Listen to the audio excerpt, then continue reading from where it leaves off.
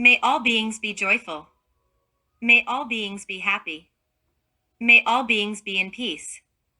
The Perfect Matrimony, the door to enter into the authentic initiation. By Samael Aun Weor. Chapter 1. Love. God as Father is wisdom. God as Mother is love. God as Father resides in the eye of wisdom. The eye of wisdom is situated between the eyebrows. God as love is found in the heart temple. Wisdom and love are the two toral columns of the Great White Lodge. To love, what a beautiful thing it is to love. Only the great souls can and know how to love. Love is infinite tenderness. Love is the life that palpitates in every atom, as in every sun. Love cannot be defined because it is the divine mother of the world. It is what occurs to us when we are really in love. Love is felt in the depths of the heart. It is a delicious personal experience. It is a fire that consumes. It is divine wine, a delight to those who drink it. A simple perfumed handkerchief, a letter, a flower, causes tremendous intimate inquietudes in the depths of the soul, exotic ecstasy, ineffable voluptuousness. No one has ever been able to define love. One must experience it and feel it. Only the great lovers really know that which is called love. The perfect matrimony is the union of two beings who really know how to love. To have true love, it is necessary for the man and woman to adore each other on all the seven great cosmic planes. For there to be love, there should be a true communion of souls in the three spheres of thought, feeling, and will. When two beings vibrate in affinity in their thought, feeling, and volition, then the perfect matrimony is fulfilled in the seven planes of cosmic consciousness. There are people married on the physical and etheric planes, but not on the astral plane. Others are married on the physical, etheric, and astral planes, but not on the mental plane. Each thinks in his own way. The woman has one religion and the man another. They do not agree in their thoughts, etc. There are marriages that are kindred in the worlds of thought and feeling, but absolutely opposite in the world of the will. These couples clash constantly. They are not happy. The perfect matrimony must take place on the seven planes of cosmic consciousness. There are marriages that do not even reach the astral plane. Then there is not even sexual attraction. These are true failures. This type of couple bases itself exclusively in the matrimonial form. Some people live married life on the physical plane with a certain partner, and on the mental plane they live married life with a different partner. Rarely in life do we find a perfect matrimony. For there to be love, it is necessary for there to be affinity of thought, affinity of feeling and will. Where there is arithmetic reckoning, there is not love. Unfortunately, love in modern life has the smell of the bank account, commodities, and celluloid. In those homes where there are only additions and subtractions, love does not exist. When love leaves the heart, it is difficult for it to return. Love is a very elusive child. The marriage made without love, based only on economical or social interests, is really a sin against the Holy Spirit. This type of marriage will inevitably fail. Lovers frequently confuse desire with love, and the worst of the matter is that they marry believing that they are in love. Having consummated the sexual act, the carnal passion satisfied, then comes disenchantment. What remains is the terrible reality. Lovers should analyze themselves before marrying to know whether they are really in love. Passion is easily confused with love. Love and desire are absolute opposites. He who is really in love is capable of giving even the last drop of blood for his beloved. Examine yourself before marrying. Do you feel capable of giving even the last drop of blood for the one you adore? Would you be capable of giving your life so that your beloved could live? Reflect and meditate. Is there true affinity of thought, feeling, and will with the one you adore? Remember that if a complete affinity does not exist, then your marriage, instead of being a heaven, will be a true inferno. Do not allow yourself to be led by desire. Kill not only desire, but the very shadow of that tempting tree of desire. Love begins with a flash of delicious sympathy, is substantiated with infinite tenderness, and is embodied in supreme adoration. A perfect matrimony is the union of two beings who adore each other absolutely. In love, there are no estimates or bank accounts. If you are making estimates and calculations, it is because you are not in love. Reflect before taking the great step. Are you really in love? Be careful of the illusion of desire. Remember, the flame of desire consumes life, and then all that remains is the tremendous reality of death. Contemplate the eyes of the one you adore, lose yourself within the delight of his eyes. But if you want to be happy, do not allow yourself to be carried off by desire. Man in love, do not confuse love with passion. Analyze yourself deeply. It is urgent to know if she belongs to you in spirit. It is necessary to know if you are in complete affinity with her in the three worlds: thought, feeling, and will. Adultery is the cruel result of lack of love. A woman truly in love would prefer death before adultery. The man who commits adultery is not in love. Love is terribly divine. The blessed godmother of the world is that which is called love. With the terrible fire of love, we can transform ourselves into gods to enter majestically into the amphitheater of cosmic science. Chapter 2. The Son of Man. God is love, and his love creates and creates anew. The delicious words of love lead to the ardent kiss of adoration.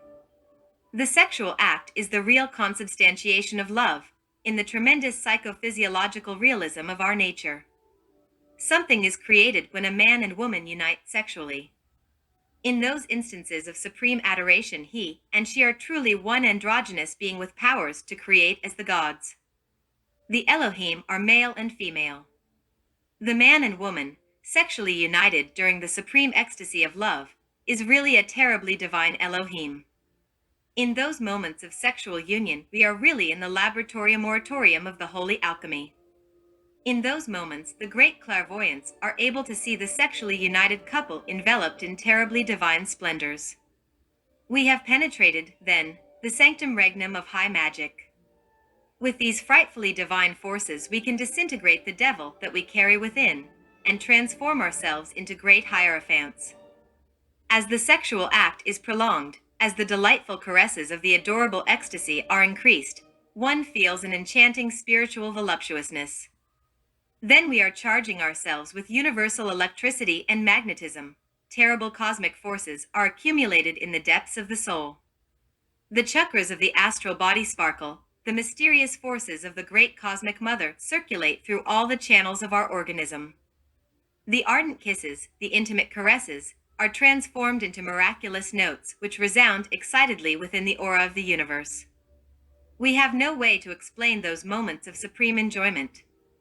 The serpent of fire is agitated, the fires of the heart are enlivened, and the terrifying rays of the Father shine full of majesty upon the foreheads of the sexually united beings.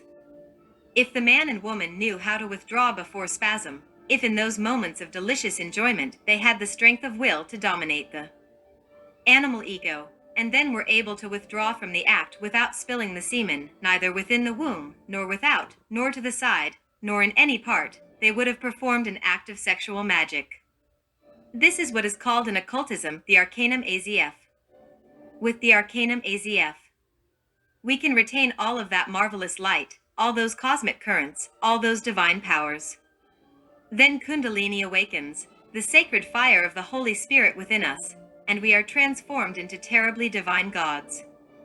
But when we spill the semen, the cosmic currents are lost within the universal currents and the luciferic forces of evil, the fatal magnetism. A sanguineous light penetrates the souls of the two beings. Then Cupid withdraws, weeping, the doors of Eden close, love becomes disillusionment, disenchantment arrives, and only the black reality of this valley of tears remains. When we know how to withdraw before sexual spasm, the igneous serpent of our magical powers awakens. The Kabbalists speak to us about the ninth sphere. The ninth sphere of the Kabbalah is sex. The descent to the ninth sphere was, in the ancient mysteries, the ultimate test of supreme dignity of the Hierophant. Jesus, Hermes, Buddha, Dante, Zoroaster, etc. had to descend to the ninth sphere to work with the fire and the water, origin of worlds, beasts, men, and gods. All authentic and legitimate white initiation begins here. The Son of Man is born in the ninth sphere. The Son of Man is born of water and fire. When the alchemist has completed his work in the magistery of fire, he receives the Venus-Tick initiation. The betrothal of the soul and the Lamb is the greatest feast of the soul. That great Lord of Light enters her. He becomes human, while she becomes divine. From this mixture of divine and human develops that, which the adorable so aptly calls, the Son of Man. The greatest triumph of supreme adoration is the birth of the Son of Man in the manger of the world. Man and woman loving each other are truly two harps of miraculous harmony, an ecstasy of glory that which cannot be defined because, if it is defined, it is disfigured. That is love. The kiss is the profound mystic consecration of two souls who adore each other, and the sexual act is the key with which we become gods. Gods, there is God. All of you, who truly love, know that God is love. To love, how beautiful it is to love. Love is nourished with love. Only with love are the alchemical weddings possible. The beloved Jesus attained the Venus-Tick initiation in the Jordan. In the moment of baptism, the Christ entered within the adorable Jesus through the pineal gland. The Word was made flesh and lived amongst us, and we beheld his glory as the only begotten Son of the Father, full of grace and truth. To he who knows, the Word gives power. Nobody has uttered it, but he who has incarnated it. In the Apocalypse, the saint of Revelation describes the Son of Man, the son of our kisses, with the following verses: I was in the Spirit on the Lord's day, and heard behind me a great voice, as of a trumpet, the Word, saying, I am the Alpha and Omega, the first and the last, and what thou sayest, write in a book, and send it unto the 7 churches which are in Asia, unto Ephesus, the magnetic center of the coccyx, and unto Smyrna, the magnetic center of the prostate, and unto Pergamos, the solar plexus situated in the umbilical region, and unto Thyatira, the magnetic center of the heart, and unto Sardis, the magnetic center of the creative larynx, and unto Philadelphia, the eye of wisdom, the clairvoyant center situated between the eyebrows, and unto Laodicea, the crown of the saints, magnetic center of the pineal gland. And I turned to see the voice that spoke with me. And being turned, I saw 7 golden candlesticks, and in the midst of the 7 candlesticks one like unto the Son of Man, clothed with a garment down to the foot. The tunic of white linen of all masters, the tunic of glory. The 7 candlesticks that the saint of Revelation saw are the 7 churches of the spinal column. His head and his hairs were white like wool, as white as snow, and his eyes were as a flame of fire, always immaculate and pure. And his feet like unto fine brass, as if they burned in a furnace, and his voice as the sound of many waters. The human waters, the semen. And he had in his right hand 7 stars, the 7 angels that govern the 7 churches of the spinal column. And out of his mouth went a sharp, 2-edged sword, the Word, and his countenance was as the sun shineth in his strength. And when I saw him, I fell at his feet as dead. And he laid his right hand upon me, saying unto me, Fear not, I am the first and the last. I am he that liveth and was dead, and behold, I am alive for evermore, amen, and have the keys of hell and of death. When the eternal Christ enters the soul, he is transformed into her. He is transformed into she, and she into him. He becomes human, and she becomes divine. From this divine and human alchemical mixture comes that which our adorable Savior so aptly called the Son of Man. The alchemists say that we must transform the moon into the sun. The moon is the soul. The sun is the Christ. The transformation of the moon into the sun is only possible with the fire, and this can only be lit in the amorous connubium of the perfect matrimony. A perfect matrimony is the union of 2 beings, one who loves more and the other who loves better. The Son of Man is born of water and fire. Water is the semen. Fire is the spirit. God shines upon the perfect couple. The Son of Man has power over the flaming fire, over the impetuous air, over the raging waves of the ocean, and over the perfumed earth.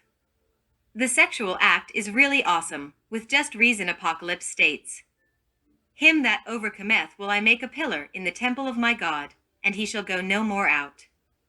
Chapter 3. The Great Battle. In Jeremiah, chapter 21, verse 8, 1 reads, "Behold, I set before you two paths, the way of life and the way of death." Man and woman can use sexual contact and the delights of love and kisses to transform themselves into gods or into demons. From the dawn of life, a great battle has existed between the powers of light and the powers of darkness. The hidden root of this battle is in sex. There is a correct interpretation of the mysteries of sex. White magicians never spill the semen. Black magicians always spill the semen. White magicians make the igneous serpent of their magical powers rise through the medullary channel. Black magicians make the snake descend toward the atomic infernos of man. Gods and demons live in eternal struggle. The gods defend the doctrine of chastity. The demons hate chastity. The root of conflict bet gods and demons is in sex. The great battle takes place in the astral light. The astral light is the depository of all the past, present and future forms of great nature. The astral light is the azoth and magnesia of the ancient alchemists, the flying dragon of Medea, Inri of the Christians, the tarot of the Bohemians. The astral light is the terrible sexual fire issuing from the nimbus of the sun and bound to the earth by gravity and the weight of the atmosphere. It is the sun which attracts and repels that enchanting and delicious light. The astral light is the lever of Archimedes. The old sage said, "Give me one point of support, and I shall move the universe." The semen is the astral liquid of man. In the semen is the astral light. The semen is the key of all powers and the key to all empires. The astral light has two poles, one positive, the other negative. The ascending serpent is positive. The descending serpent is negative. When it rises, it is the serpent of bronze that healed the Israelites in the desert. When it descends, it is the tempting serpent of Eden. When we know how to adore and to kiss with infinite tenderness and supreme chastity, the serpent rises. When we ardently enjoy lust and spill the cup, the serpent becomes drunk with madness and is precipitated towards the atomic infernos of man. The beings who adore each other live in the region of the light. The souls who become drunk with the chalice of lust, and who after having become drunk spill the cup, live in the region of darkness. These souls are consumed in the fire of their own lust. The earth is ruled by Christ and Yahweh, who live in eternal struggle. Christ is the chief of the gods. Yahweh is the chief of the demons. Yahweh is that extremely perverse demon who tempted Christ on the mountain, and tempting him, said, "Idababo. All these things, kingdoms of the world, will I give thee, if thou wilt fall down and worship me." Then saith Jesus unto him, "Get thee hence, Satan, for it is written, Thou shalt worship the Lord thy God, and him only shalt thou serve." Yahweh is a fallen angel who is extremely perverse. Yahweh is the genius of evil. Christ is the chief of the great white lodge, and Yahweh, his antithesis, is the chief of the great black lodge. The powers of light and darkness live in eternal struggle, and the roots of this struggle are in the sex. The semen is the battleground. In the semen, the angels and demons fight to the death. The backbone of the great conflict between angels and demons is sex. The problem is there. The root of all white and black doctrines is there. Christ has his plan of action. Yahweh has his. The chosen follow Christ. The great majority of human beings fanatically follow Yahweh. Nevertheless, all of them hide behind the cross. In the astral cross, columns of angels and demons fight each other. Facing each angel is a demon. Every human being has his double. We have here one of the mysteries of the twin souls. The Lamas say that Devdatta was the brother and rival of Buddha. He is the king of the inferno. In everything, the doubles resemble one another.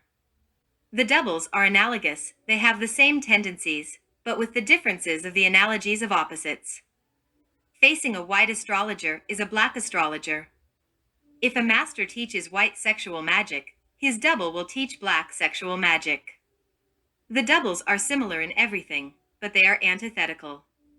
The physiognomy and body of the doubles are similar because they are twins. This is one of the great mysteries of occultism.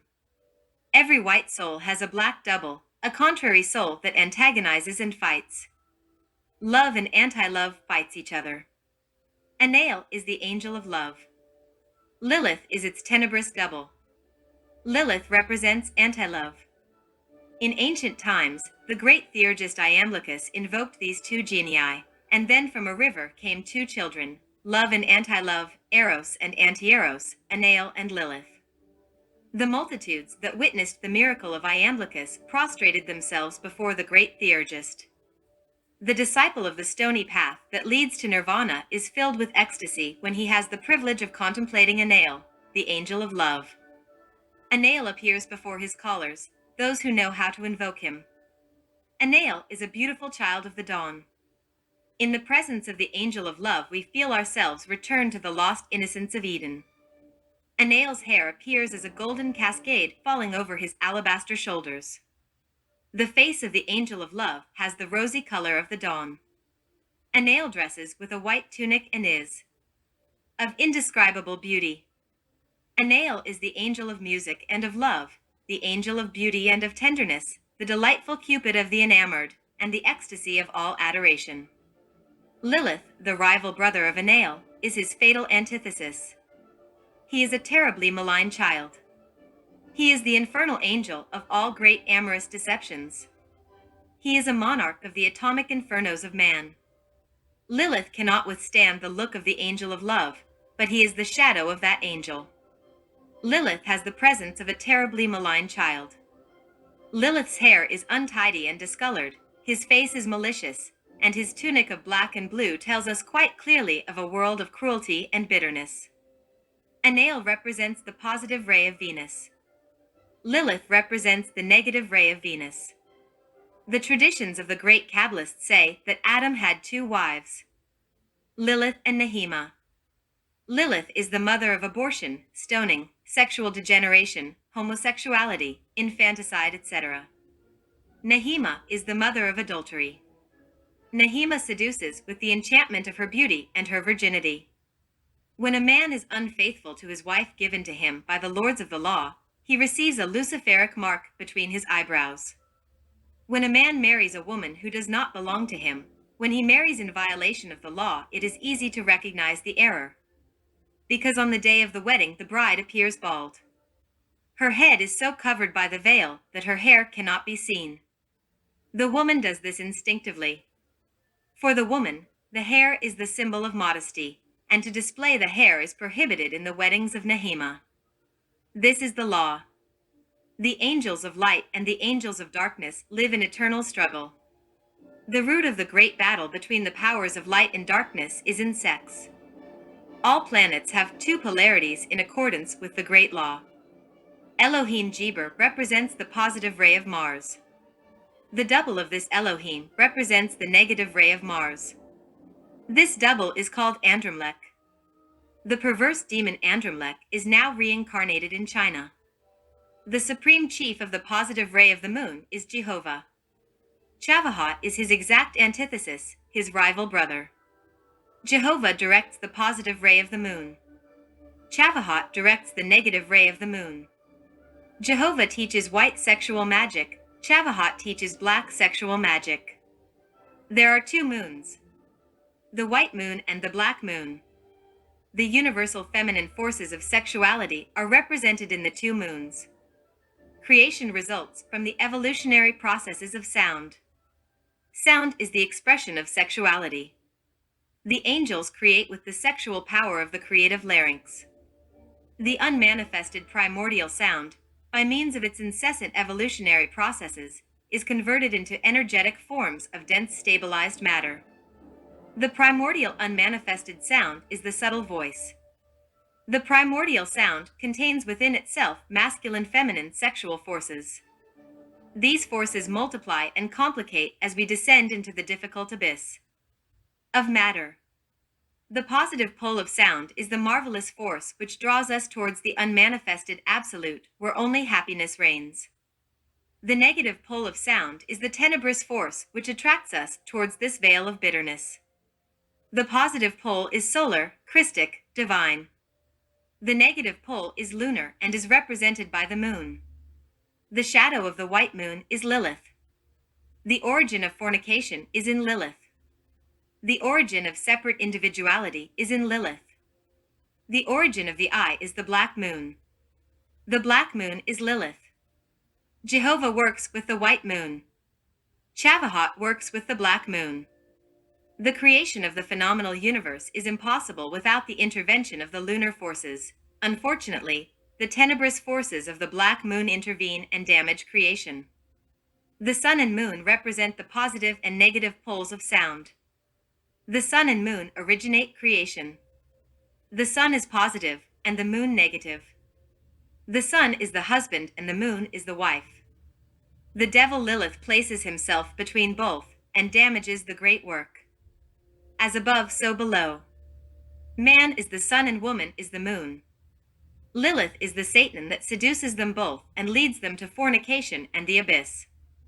Lilith is the black moon, the dark aspect of the white moon, the origin of the eye and of separate individuality. Jehovah does not have a physical body. Chavahat has a physical body. Chavahat is now reincarnated in Germany. He passes for a war veteran and works for the Great Black Lodge. In the internal worlds, the black magician Chavahat wears a red tunic and a red turban. This demon cultivates the mysteries of black sexual magic in a tenebrous cavern.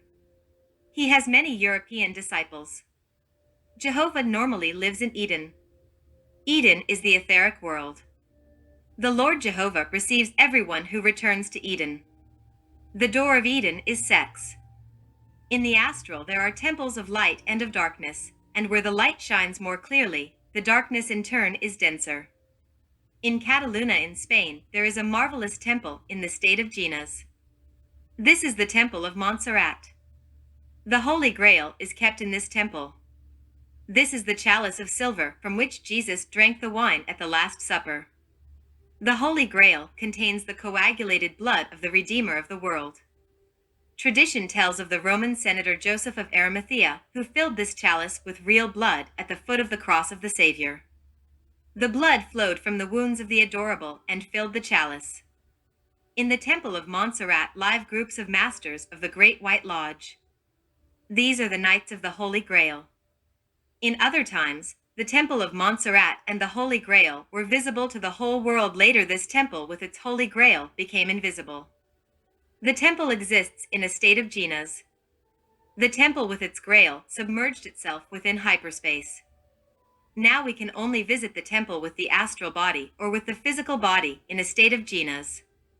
A physical body is able to be taken from the three-dimensional world and placed in the fourth dimension. This can be achieved through the wise use of hyperspace.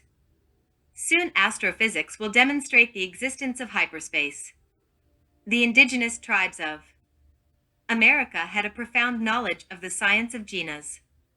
The Tiger Knights, in Mexico, knew how to put the physical body into hyperspace. There exist in America lakes, mountains, and temples in a state of Ginas. The Temple of Chapultepec, in Mexico, is in the state of Ginas. It is in hyperspace. The Master of Huaracocha received initiation in this temple. Next to every temple of light is a temple of darkness. There where the light shines more, the darkness by contrast changes appearance, becomes denser. The Knights of the White Grail must inevitably fight against the Knights of the Black Grail. The Chamber of the Witches situated in Salamanca in Spain is the fatal antithesis of the Temple of Montserrat. Let us study this curious analogy of opposites. The Temple of the White Grail is a splendid monastery of the Great Light. The Temple of Salamanca is a splendid monastery of darkness. The Monastery of Montserrat has 2 floors. The Chamber of Witchcraft also has 2 floors. The Temple of Montserrat is encircled by beautiful and sweet gardens. The Chamber of Witchcraft is also encircled by romantic gardens, where every flower exudes a halidus of death. Both edifices are splendid. In both places truth and justice are well spoken of. Order and culture rule in both temples. Sanctity and love are spoken of in both temples. This will surprise the reader, and he will ask himself, how is it possible that sanctity and love are spoken of in the temples of evil? Please, dear reader, do not be disconcerted. Remember, brethren, that the Knights of the Black Grail are wolves dressed in sheep's clothing. The adepts of the left hand like to ejaculate their Christic semen, that is why they are black. Magicians. Their philosophy is the philosophy of fatality. All that is good, for them is evil. All that is evil, for them is good. For them the doctrine of Yahweh is divine. For them the doctrine of the Christ is diabolic. The lords of darkness hate the Christ. The sons of the abyss hate the Divine Mother. In their regions, they violently attack all those who invoke the Divine Mother or her beloved Son. If the occult investigator enters the chamber of witchcraft with his astral body, he will inevitably find himself before a very beautiful and elegant spiral staircase that leads to the most secret part of the precinct. This is an elegant room decorated with all the splendid luxury of the stately mansions of the 18th century. There glitter the mirrors of the 1001 Nights, the magic carpets, and all the malign beauty of Nehema. The governor of that fatal mansion is Don Ramon Rubifero, distinguished knight of the Black Grail, horrible demon of darkness. Those disciples who visit the chamber of witchcraft are unfortunate. The fatal beauty of Nehema will seduce them with the delicious magic of her charms. Then they will fall headlong into the abyss, where only weeping and the gnashing of teeth are heard. For them it would have been better not to be born, or to have had a millstone tied around their necks and been thrown to the bottom of the sea. The glory of the chalice of silver with the blood of the Redeemer of the world shines in the temple of Montserrat. In the temple of Salamanca shines the darkness of the Black Grail. Cosmic festivals are celebrated in the temple of Montserrat. In the temple of Salamanca, profane dances and disgusting witches' sabbaths are celebrated. The Knights of the Holy Grail adore Christ and the Divine Mother. The Knights of the Black Grail adore Yahweh and the fatal shadow of great nature. This shadow is called Santa Maria. The kingdom of Santa Maria is the abyss. The great battle between the powers of light and darkness is as ancient as eternity. The backbone of the great battle is sex. The white magicians want the serpent to rise. The black magicians want the serpent to descend. The white magicians follow the path of the perfect matrimony. The black magicians love adultery and fornication. There are masters of the Great White Lodge. There are masters of the Great Black Lodge. There are disciples of the Great White Lodge. There are disciples of the Great Black Lodge. The disciples of the Great White Lodge know how to move consciously and positively in the astral body. The disciples of the Great Black Lodge also know how to travel in the astral body. During childhood, we all hear many stories about witches and fairies. Our grandmothers always told us tales of witches climbing onto their brooms at midnight and traveling through the clouds. Although this appears incredible to many students of occultism, theosophy, Rosicrucianism, etc., and these witches really exist. They do not ride on brooms as our grandmothers believed, but they do know how to travel through the air. These so-called witches travel with their body of flesh and bone through space. They know how to take advantage of hyperspace to transport themselves from one place to another with their physical bodies. Soon astrophysics will discover the existence of hyperspace. This can be demonstrated with hypergeometry. When a body is submerged in hyperspace, it is said to have entered a state of jhanas. Everybody in the state of jhanas escapes from the law of gravity. Then it floats in hyperspace. There exists volume and hypervolume. The so-called witches move within the hypervolume of the curved space in which we live.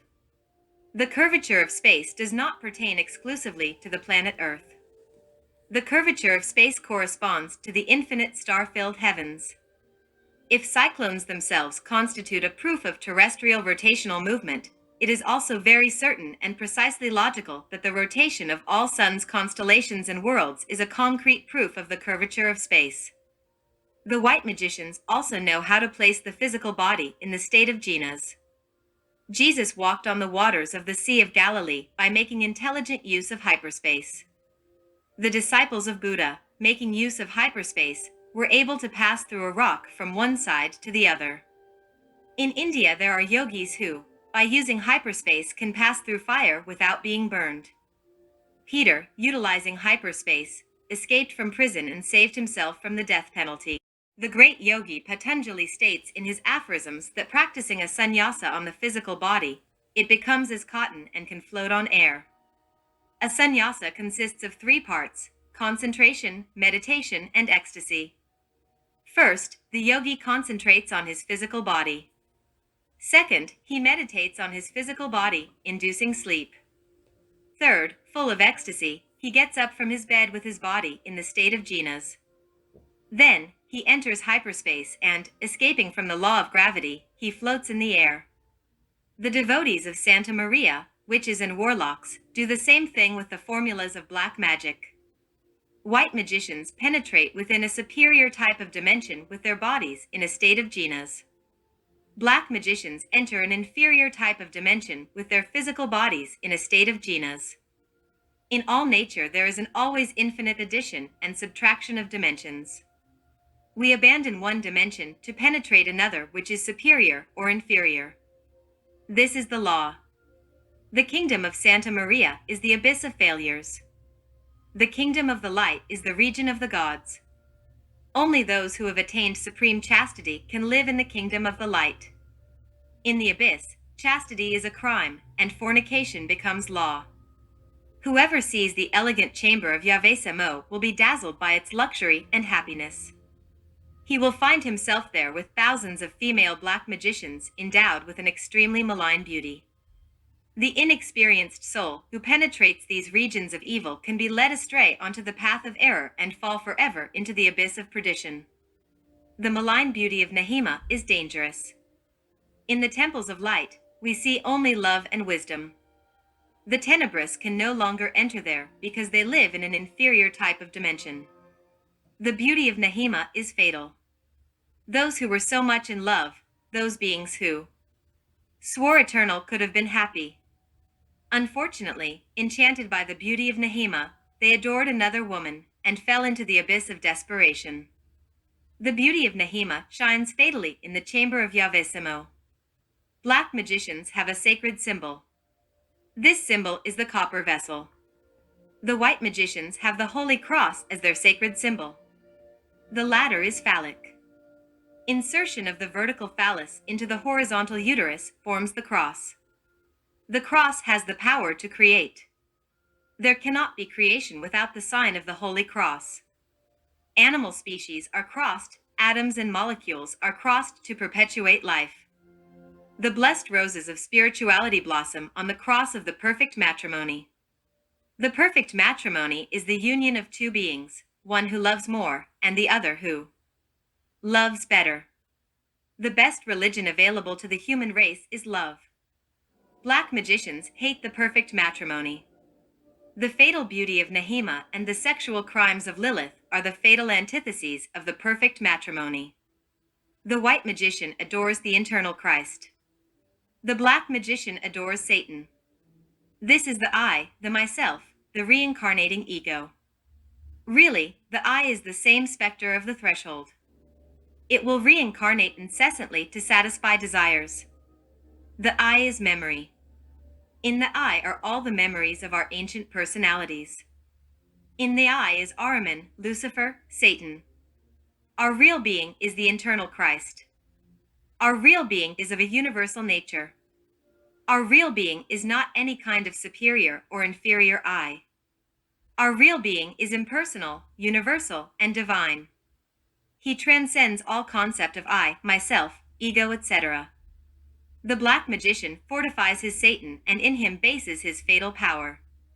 Satan's form and size result from the degree of human maleficence. When we enter the path of the perfect matrimony, Satan loses his volume and ugliness. We need to dissolve Satan. This is only possible with the perfect matrimony. We need to elevate ourselves to the angelic state. This is only possible practicing sexual magic with the priestess, wife. Angels are perfect beings. There are 2 types of sexual magic, white and black, positive and negative. Sexual magic with ejaculation of semen is black magic. Sexual magic without ejaculation of semen is white magic. The bonds and dugpa of the red cap ejaculate their semen, which they later collect from within the vagina. This semen mixed with the feminine sexual fluid is reabsorbed once again through the urethra, utilizing a tenebrous procedure. The fatal result of this black tantrism is the awakening of the serpent in an absolutely negative form. Thus, instead of ascending through the medullary channel, it descends toward the atomic infernos of man. This is the horrific tale of Satan. With this procedure, the bonds and dugpa are forever separated from the internal Christ, and forever submerged in the terrifying abyss. No white magician ejaculates the semen. The white magician treads the path of the perfect matrimony. The bonds and dugpa of the red cap want, through this fatal procedure, to unite the solar and lunar atoms to awaken Kundalini.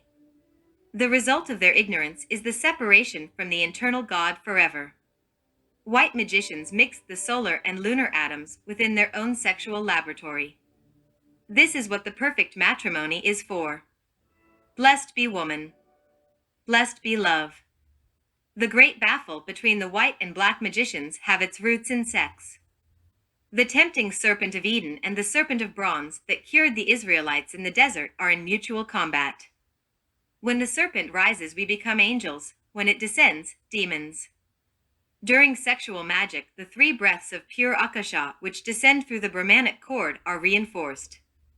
When the magician spills the semen, he loses billions of solar atoms, which are replaced by billions of diabolic atoms, which the sexual organs collect during the nervous movement that follows the spilling of semen.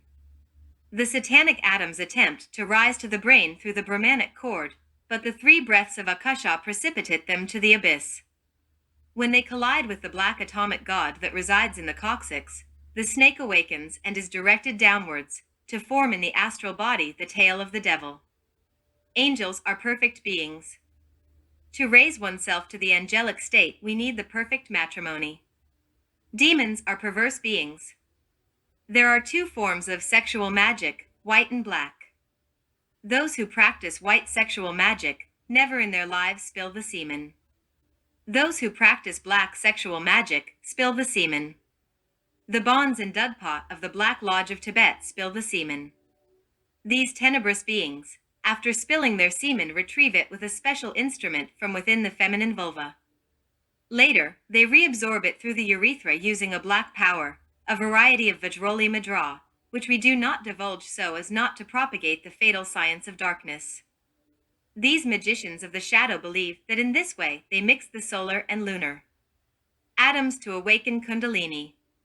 The result is that the spinal fires, instead of rising through the medullary channel, descend toward the atomic infernos of man and are converted into the tail of Satan.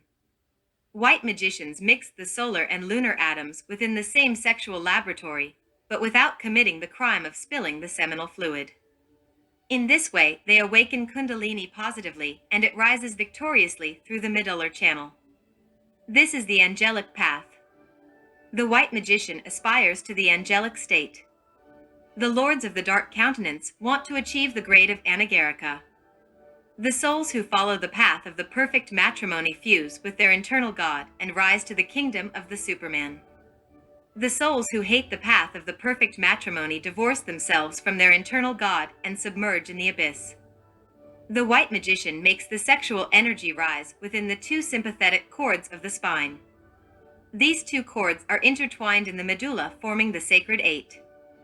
These are the two witnesses of the apocalypse. Fill your chalice, brother, with the sacred wine of light. Remember that the chalice is the brain. You need the vision of the eagle and the igneous wings. The tenebrous struggle to take you from the real path. Know that the three worst dangers that threaten the student are the mediums of spiritualism, the false prophets and prophetesses, and sexual temptations. This is the path of the razor's edge. This path is full of dangers, both within and without. Live alert and vigilant as the watchman in wartime. Do not be surprised by those who consider sex as a purely animal function without any kind of spiritual transcendence. Commonly, the false prophets hate sex and teach novel doctrines that surprise the weak, and which after fascinating them lead them to the abyss. Do not be confused by the false words of the tenebrous. Remember that the spiritualist mediums usually serve as a vehicle for black entities. They introduce themselves presuming sanctity and counsel against the path of the perfect matrimony. Usually, they affirm that they are Jesus Christ or Buddha, etc., to deceive the ingenuous. Be careful of the temptations that lie in wait for you. Be prudent and vigilant. Remember that in sex one finds the great battle between the powers of light and of darkness. Everyone who enters the path of perfect matrimony must be very careful of these three very grave dangers. The tenebrous struggle tirelessly to take you from the path of the perfect matrimony. Do not let yourself be seduced by those sublime doctrines which advise the spilling of semen, because they are black magic. The king of the diabolic atoms waits in the coccyx for the opportunity to awaken the serpent negatively and direct it downwards. With the spilling of semen, the black atomic god receives a formidable electrical impulse, sufficient to awaken the snake and direct it towards the atomic infernos of man. Thus, man becomes a demon. This is how he falls to the abyss. Chapter 4. The Abyss. The Kabbalistic traditions say that Adam had two wives, Lilith and Nehema. Lilith is the mother of abortion, homosexuality, and in general, all sorts of crimes against nature. Nehema is the mother of malign beauty, of passion, and adultery. The abyss is divided into two great regions, the spheres of Lilith and Nehema. In these two great regions, infrasexuality reigns sovereign. The sphere of Lilith. Those who hate sex live in the infrasexual sphere of Lilith. Monks, anchorites, preachers of pseudo-esoteric type sects, pseudo-yogis who hate sex, nuns, etc., all such infrasexual people, by the very fact of being infrasexual, are usually in affinity with people of intermediate sexuality. Because of this, it is not difficult to find homosexuality in many convents, religions, sects, and schools of the pseudo-esoteric type. Infrasexual consider them to be people immensely superior to those of normal sexuality. They look with contempt upon people of normal sexuality, considering them to be inferior. All the taboos and restrictions, all the prejudices that presently condition the lives of people of normal sexuality, were firmly established by infrasexuals. We know the case of an old anchorite who preached a certain pseudo-occultist doctrine. Everyone worshipped that man, considering him a saint. Apparently, he was a master and people venerated him. Finally, one poor woman discovered all, when he proposed to her an unnatural sexual union, saying that it was to initiate her. Really, this anchorite was an infrasexual. Nevertheless, he said he had made a vow of chastity. That man mortally hated the arcanum AZF, sexual magic, and considered it dangerous. However, he did not find any difficulty in proposing extravaginal unions to his devotees, because really, he was an infrasexual. Who could have doubted this man? Apparently, he was a saint. So, people believed. His followers considered him a master. He hated sex. Indeed, he mortally hated it. That is characteristic of infrasexual degenerates. The most serious is that they consider themselves superior to people of normal sexuality. They feel that they are super-transcendent, and they reach the point of seducing people of normal sexuality and convert them into their followers. In our mission of divulging Gnostic esotericism, we have had the opportunity to study infrasexuals. Often, we hear them saving phrases such as the following: "You Gnostics are egoists because you only ever think about your kundalini and sexual magic. You are sexual fanatics. Sexual magic is purely animal. Sex is something very gross. I am a spiritualist and I hate all that is materialistic and gross. Sex is filthy. There are many paths to reach God. I live only for God and I am not interested in that rubbish about sex. I practice chastity and hate sex, etc." This is precisely the language of infrasexuals. Always self-sufficient, always with the pride of feeling superior to people of normal sexuality. An infrasexual woman who hated her husband said to us, "I would only practice sexual magic with my guru." She made this statement in the presence of her husband.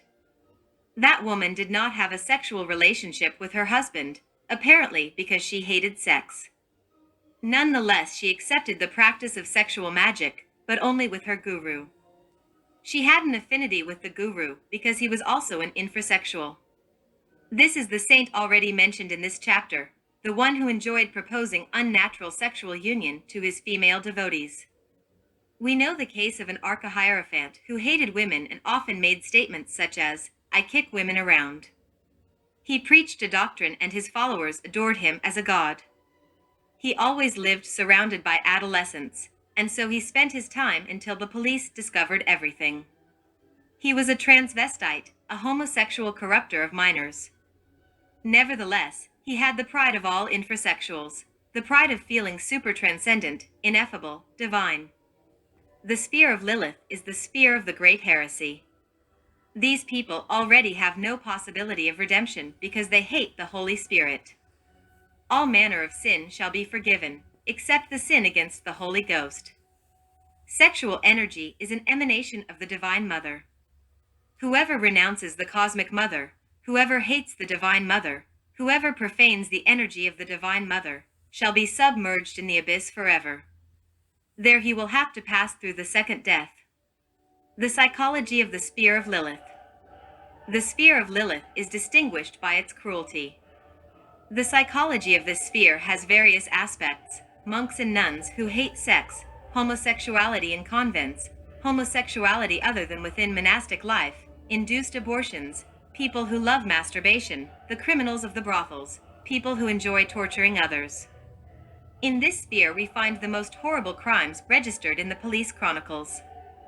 Horrible bloody cases, crimes of homosexual origin, terrifying sadism, homosexuality in jails, homosexuality between women, frighteningly, criminally insane people, those who enjoy making their loved ones suffer, horrible infanticides, patricides, matricides, etc.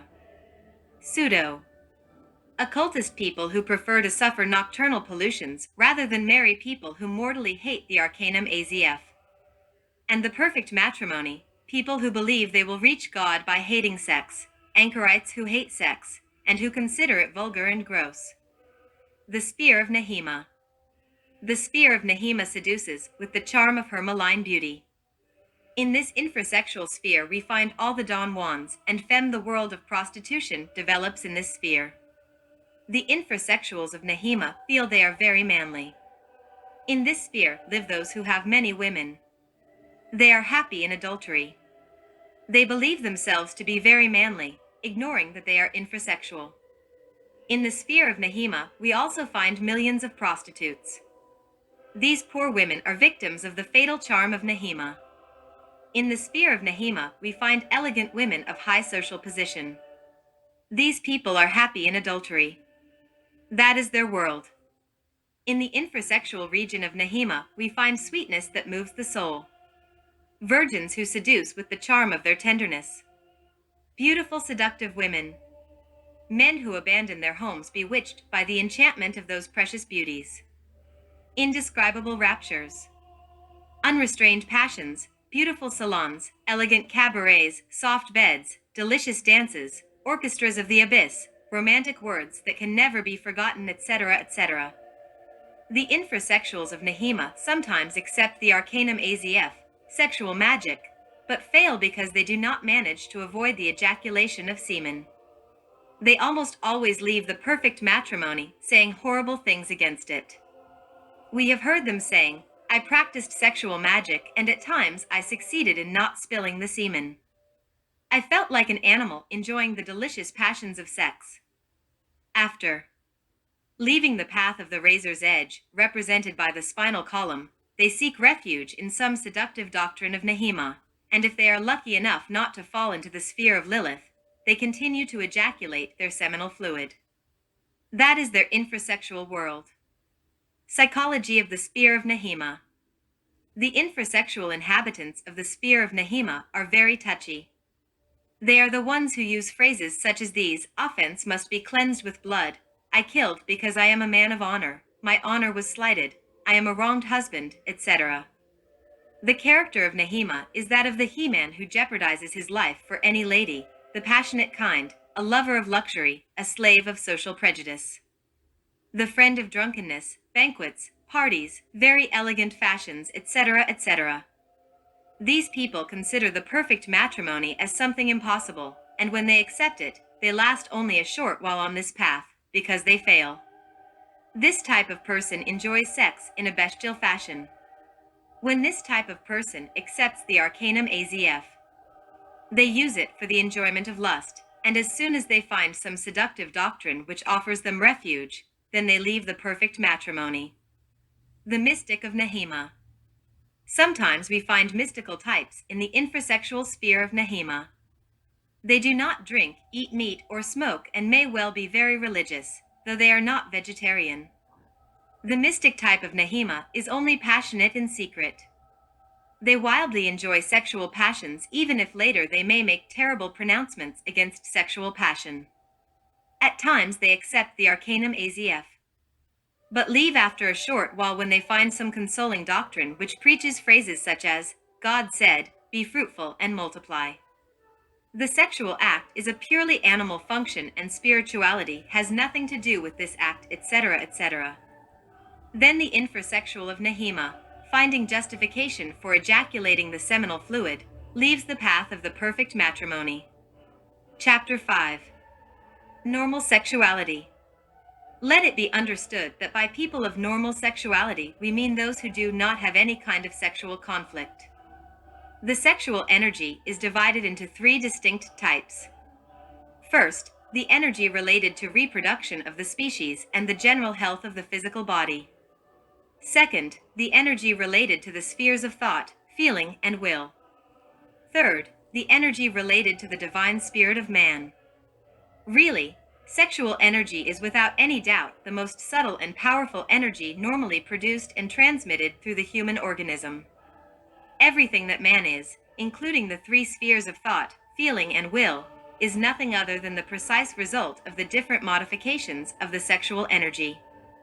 Due to the tremendously subtle and powerful nature of the sexual energy, the control and storage of this energy certainly proves to be difficult.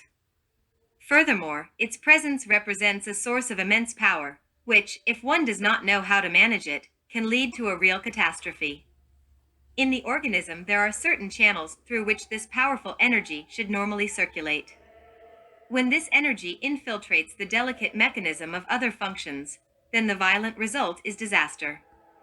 In this way, many very delicate centers of the human organism are damaged, and as a result, the individual, in fact, becomes an infrasexual. Every negative mental attitude can lead directly or indirectly to these violent and destructive catastrophes of the sexual energy. The hatred of sex, hatred of the Arcanum AZF, revulsion, repugnance towards sex, an aversion to sex, the underestimation of sex, passionate jealousies, fear of sex, sexual cynicism, sexual sadism, obscenity, pornography, sexual brutality, etc., etc., turn the human being into an infrasexual. Sex is the creative function by means of which the human being is a true God. Normal sexuality results from complete harmony and concordance of all the other functions. Normal sexuality gives us the power to create healthy children, or to create in the world of art or the sciences. Every negative mental attitude towards sex produces infiltrations of this powerful energy into other functions, provoking dreadful catastrophes, the inevitable result of which is infrasexuality. Every negative attitude of the mind impels the sexual energy and compels it to circulate through channels and systems appropriate for the mental and volatile energies, or any other types of energy less powerful than the sexual energy. The result is disastrous because those types of channels and systems, being unable to withstand the tremendous voltage of the extremely powerful energy of sex, overheat and bum out, as does a cable that is too thin and fine when a high-tension electric current passes through it. When man and woman unite sexually in the perfect matrimony, they are in those moments of delight, true ineffable gods. Man and woman united sexually form a perfect divine androgyne, a male-female Elohim, a terribly divine divinity. The two halves, separated from the dawn of life, unite for an instant to create.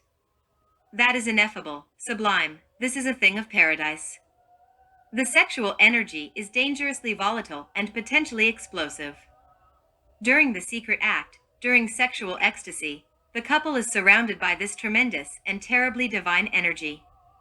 In these moments of supreme joy and of ardent kisses that fire the depths of the soul, we can retain that marvelous light to completely purify and transform ourselves. When we spill the glass of Hermes, when the loss occurs, the light of the gods departs, leaving open the doors, so that the red and sanguineous light of Lucifer can enter the home. The enchantment disappears and disillusion and disenchantment arrive. After a little while the man and woman begin the path of adultery, their home has become an inferno. It is a characteristic of nature to mobilize enormous reserves of creative energy to create any cosmos. However, of its enormous reserves, it only uses an infinitesimal quantity to carry out its creations. Thus, man loses 6 or 7 million spermatozoa in a seminal ejaculation. However, only one infinitesimal spermatozoon is needed to engender a child. In Lemuria, no human being ejaculated the semen. Then the couples united sexually in the temples to create. In those instances, the lunar hierarchies knew how to use one spermatozoon and one ovum to create without the necessity of reaching orgasm and seminal ejaculation. No one spilled the semen. The sexual act was a sacrament that could only be realized within the temple. Woman in that age gave birth to children without pain, and the serpent arose victoriously through the medullary channel. In that age man had not left Eden, the whole of nature obeyed him, and he knew neither pain nor sin. It was the tenebrous Lucifers who taught man how to spill the semen. The original sin of our first parents were the crime of spilling the semen. That is fornication. When the mart of paradise fornicated, he then entered the kingdom of the Lucifers. The man of today is Luciferic. It is absurd to spill 6 or 7 million spermatozoa when only one is needed to create. One single spermatozoon escapes easily from the sexual glands without the need to spill the semen. When man returns to the point of departure, when he reestablishes the sexual system of Eden, the sacred serpent of Kundalini will arise victoriously again to convert us into gods. The sexual system of Eden is normal sexuality. The sexual system of the Luciferic man is absolutely abnormal.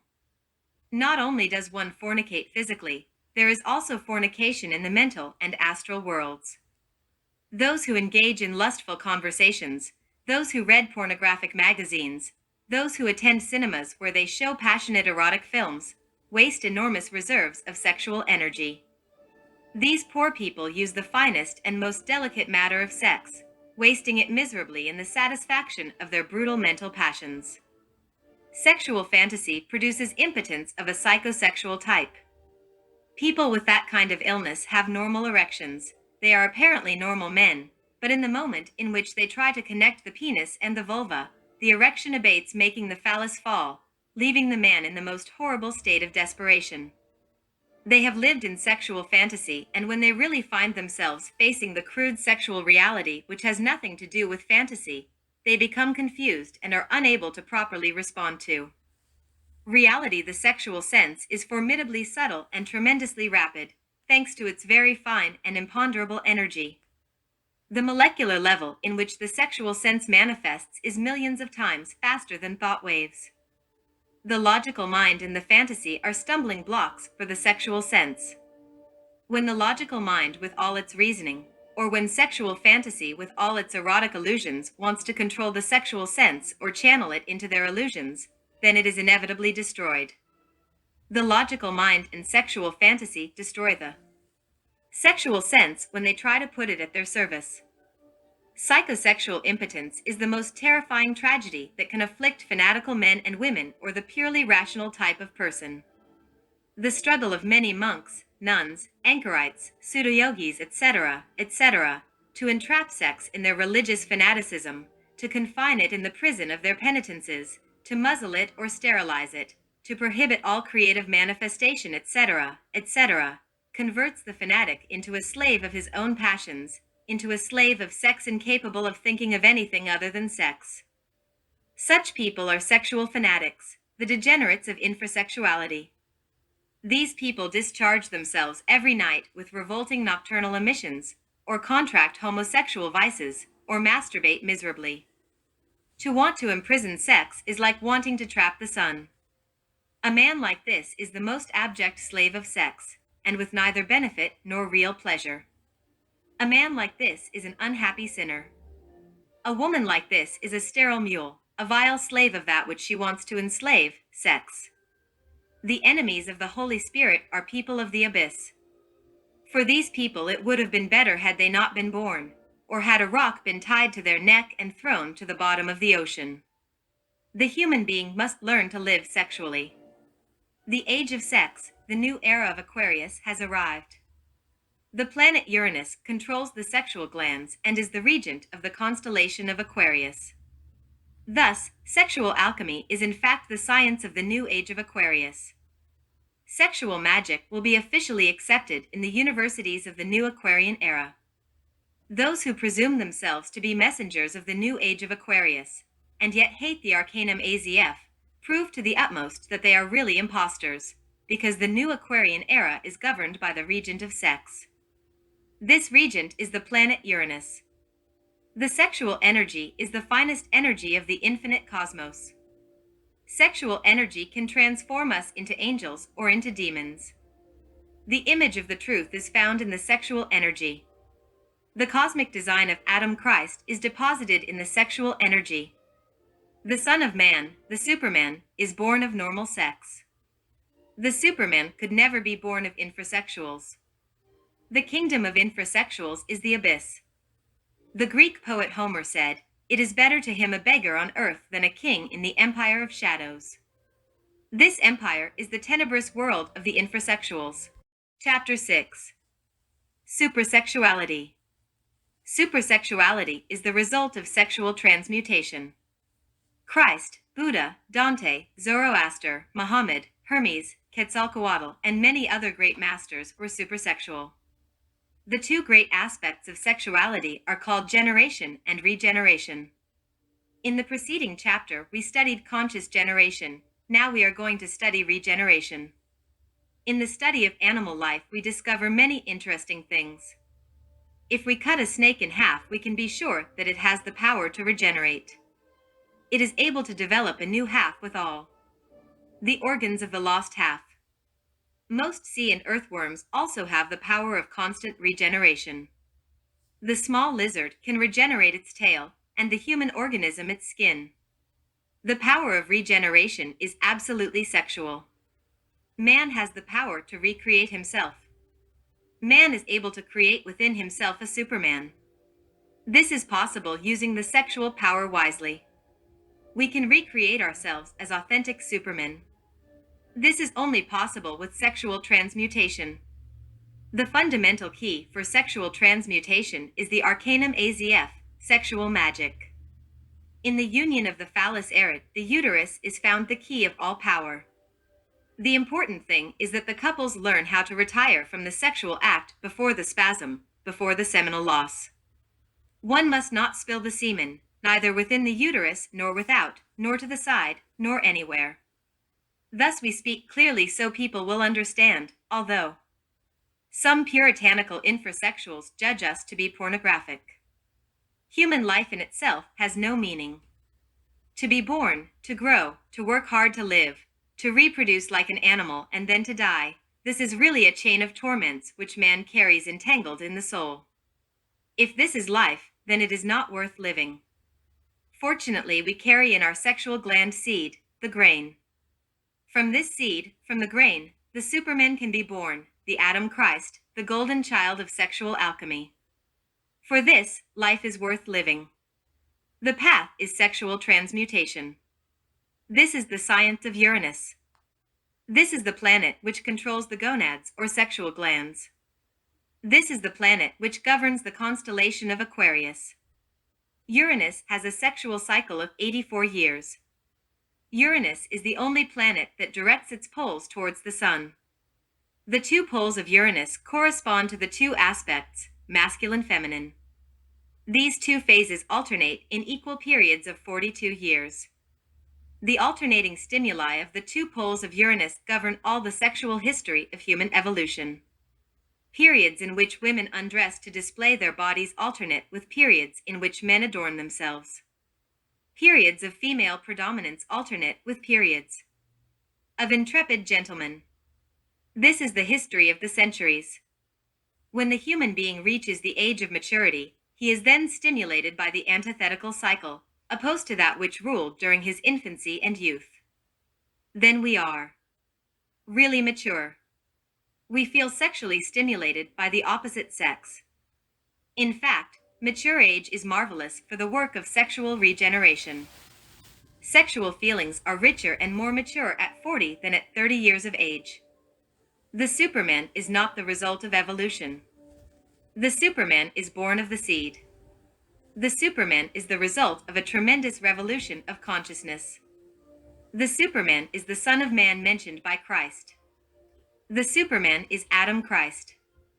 Evolution means that nothing stands still. Everyone lives within the concepts of time, space, and movement. Nature in itself contains all possibilities. Nobody reaches perfection with evolution.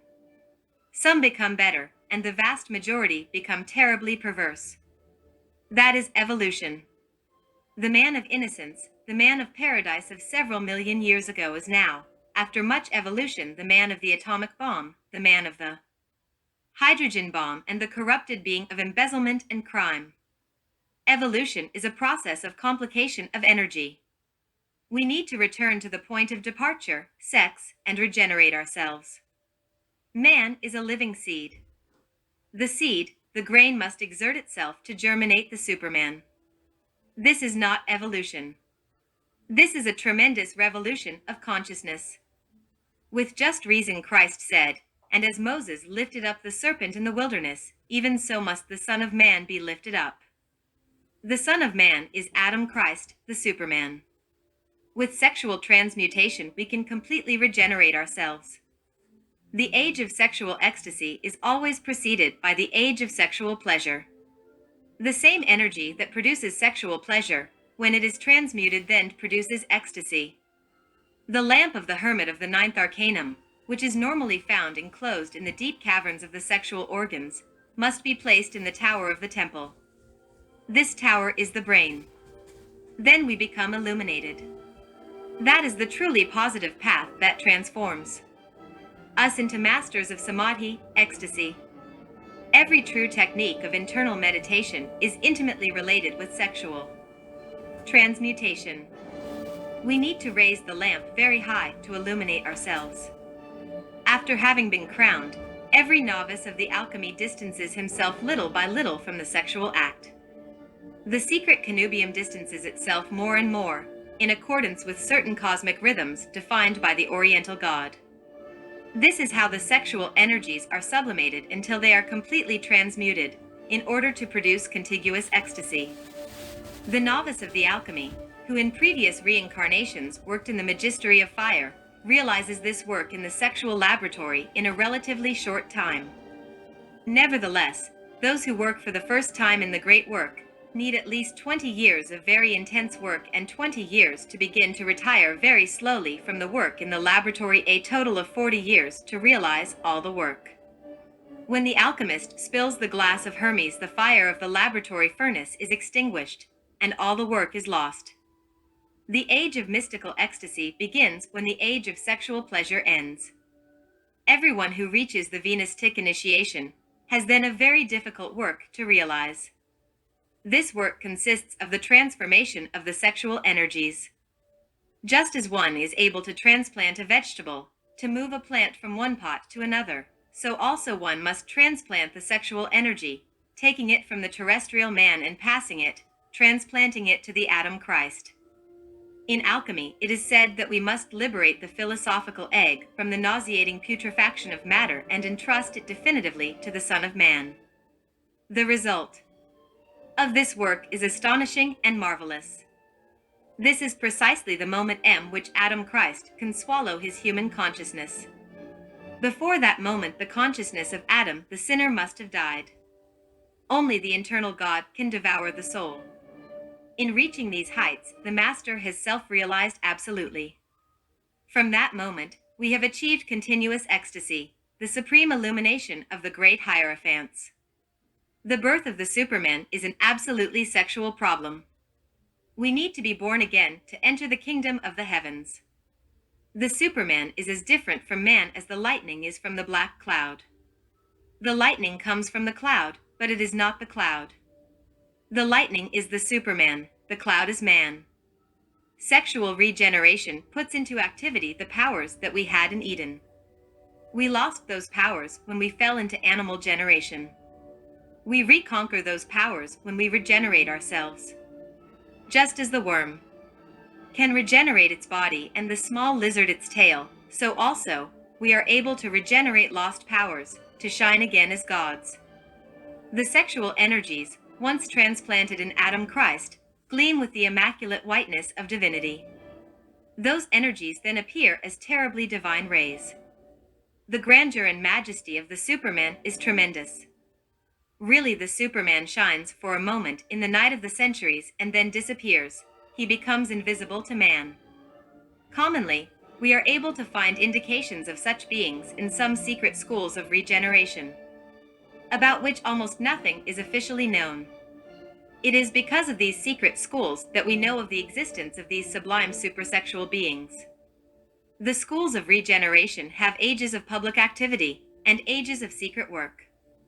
The planet Neptune cyclically governs the activity of these schools. In the human organism, Neptune has control over the pineal gland. This gland of the gods can only be put into activity with sexual transmutation. Uranus controls the sexual glands, and Neptune, the pineal gland. Uranus is practical sexual alchemy. Neptune is esoteric study. First, we should study and then work in the laboratory. Uranus has a sexual cycle of 84 years, and Neptune a cycle of study of 165 years. The cycle of Uranus is the average of human life. The cycle of Neptune is the cycle of public activity in certain schools of regeneration. Only through the path of the perfect matrimony can we reach supersexuality. Chapter 7. The Seven Churches. Man is a triad of body, soul, and spirit. Between the spirit and the body there is a mediator. This is the soul. We, the Gnostics, know that the soul is clothed with a marvelous suit. This is the astral body. We already know through our Gnostic studies that the astral is a double organism endowed with marvelous internal senses. The great clairvoyants speak to us of the 7 chakras, and Mr. Leadbeater describes them in great detail. These chakras are really the senses of the astral body.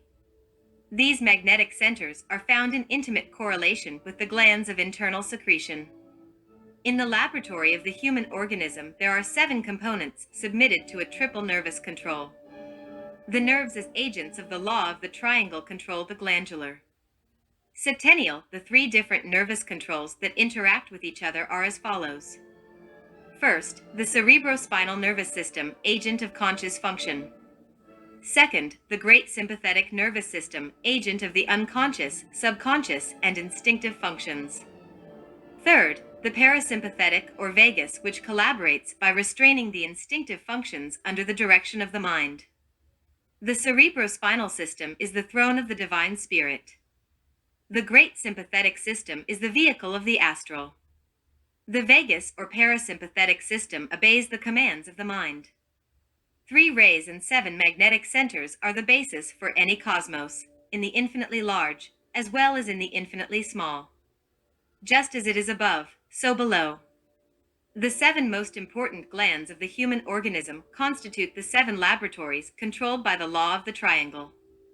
Each one of these glands has its exponent in chakras of the organism.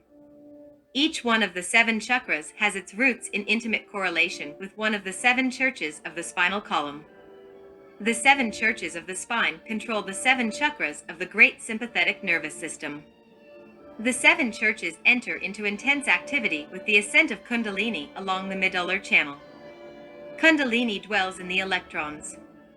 The wise meditate on it, devotees adore it, and in homes where the perfect matrimony reigns it is worked with practically.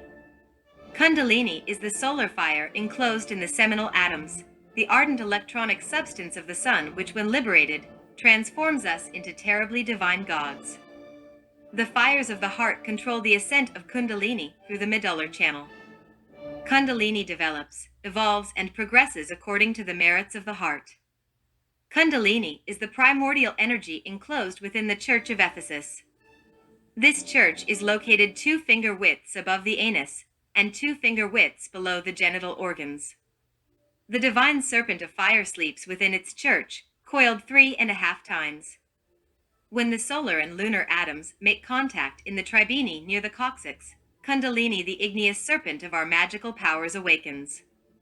As the serpent rises through the medullary channel, it puts into activity each one of the 7 churches. Church of Ephesus, the chakras of the gonads, sexual glands, are directed by Uranus, and the pineal gland, situated in the superior part of the brain, is controlled by Neptune. An intimate correlation exists between this pair of glands, and Kundalini must unite them with the sacred fire to obtain profound self-realization. The Church of Ephesus is a lotus with 4 radiant petals. This church has the brilliance of 10 million suns. The elemental earth of the wise is conquered with the power of this church. The ascent of Kundalini to the prostate region puts into activity the 6 petals of the Church of Smyrna. This church confers on us the power to dominate the elemental waters of life and the joy of creating. Church of Smyrna. When the sacred serpent reaches the umbilical region, we are able to dominate volcanoes, because the elemental fire of the wise corresponds to the Church of Pergamos, situated in the solar plexus. This center controls the spleen, the liver, the pancreas, etc., etc. This center of Pergamos has 10 petals. Church of Pergamos. With the ascent of Kundalini to the region of the heart, the Church of Thyatira, with its 12 marvelous petals, is put into activity. This church confers on us power over the elemental air of the wise. The development of this cardiac center confers inspiration, premonition, intuition, and powers to leave consciously in the astral body, as well as the powers to put the body into the state of jhanas. Church of Thyatira. The 2nd chapter of the Apocalypse, Revelation, deals with the 4 inferior churches of our organism. These are 4 centers known as the fundamental or basic, the prostatic, the umbilical, and the cardiac. Now we shall study the 3 superior centers mentioned in the 3rd chapter of Apocalypse. These 3 superior churches are the Church of Sardis, the Church of Philadelphia, and finally, that of Laodicea. Church of Sardis, the ascent of Kundalini to the region of the creative larynx confers on us the power to hear the voices of the beings who live in the superior worlds. This chakra is related with the pure Aksha. Akasha is the agent of sound. The laryngeal chakra is the Church of Sardis. When Kundalini opens the Church of Sardis, then made word, it blossoms on our fertile lips. The laryngeal chakra has 16 beautiful petals. The complete development of this Akasha center allows us to conserve the living body even during the profound nights of the Great Pralaya. It is impossible to incarnate the Great Word without having awakened the sacred serpent. The Akasha is precisely the agent of the Word. It is to the Word what the conductive wire is to electricity. The Word needs the Akasha for its manifestation. Akasha is the agent of sound. Kundalini is the Akasha. Akasha is sexual. Kundalini is sexual.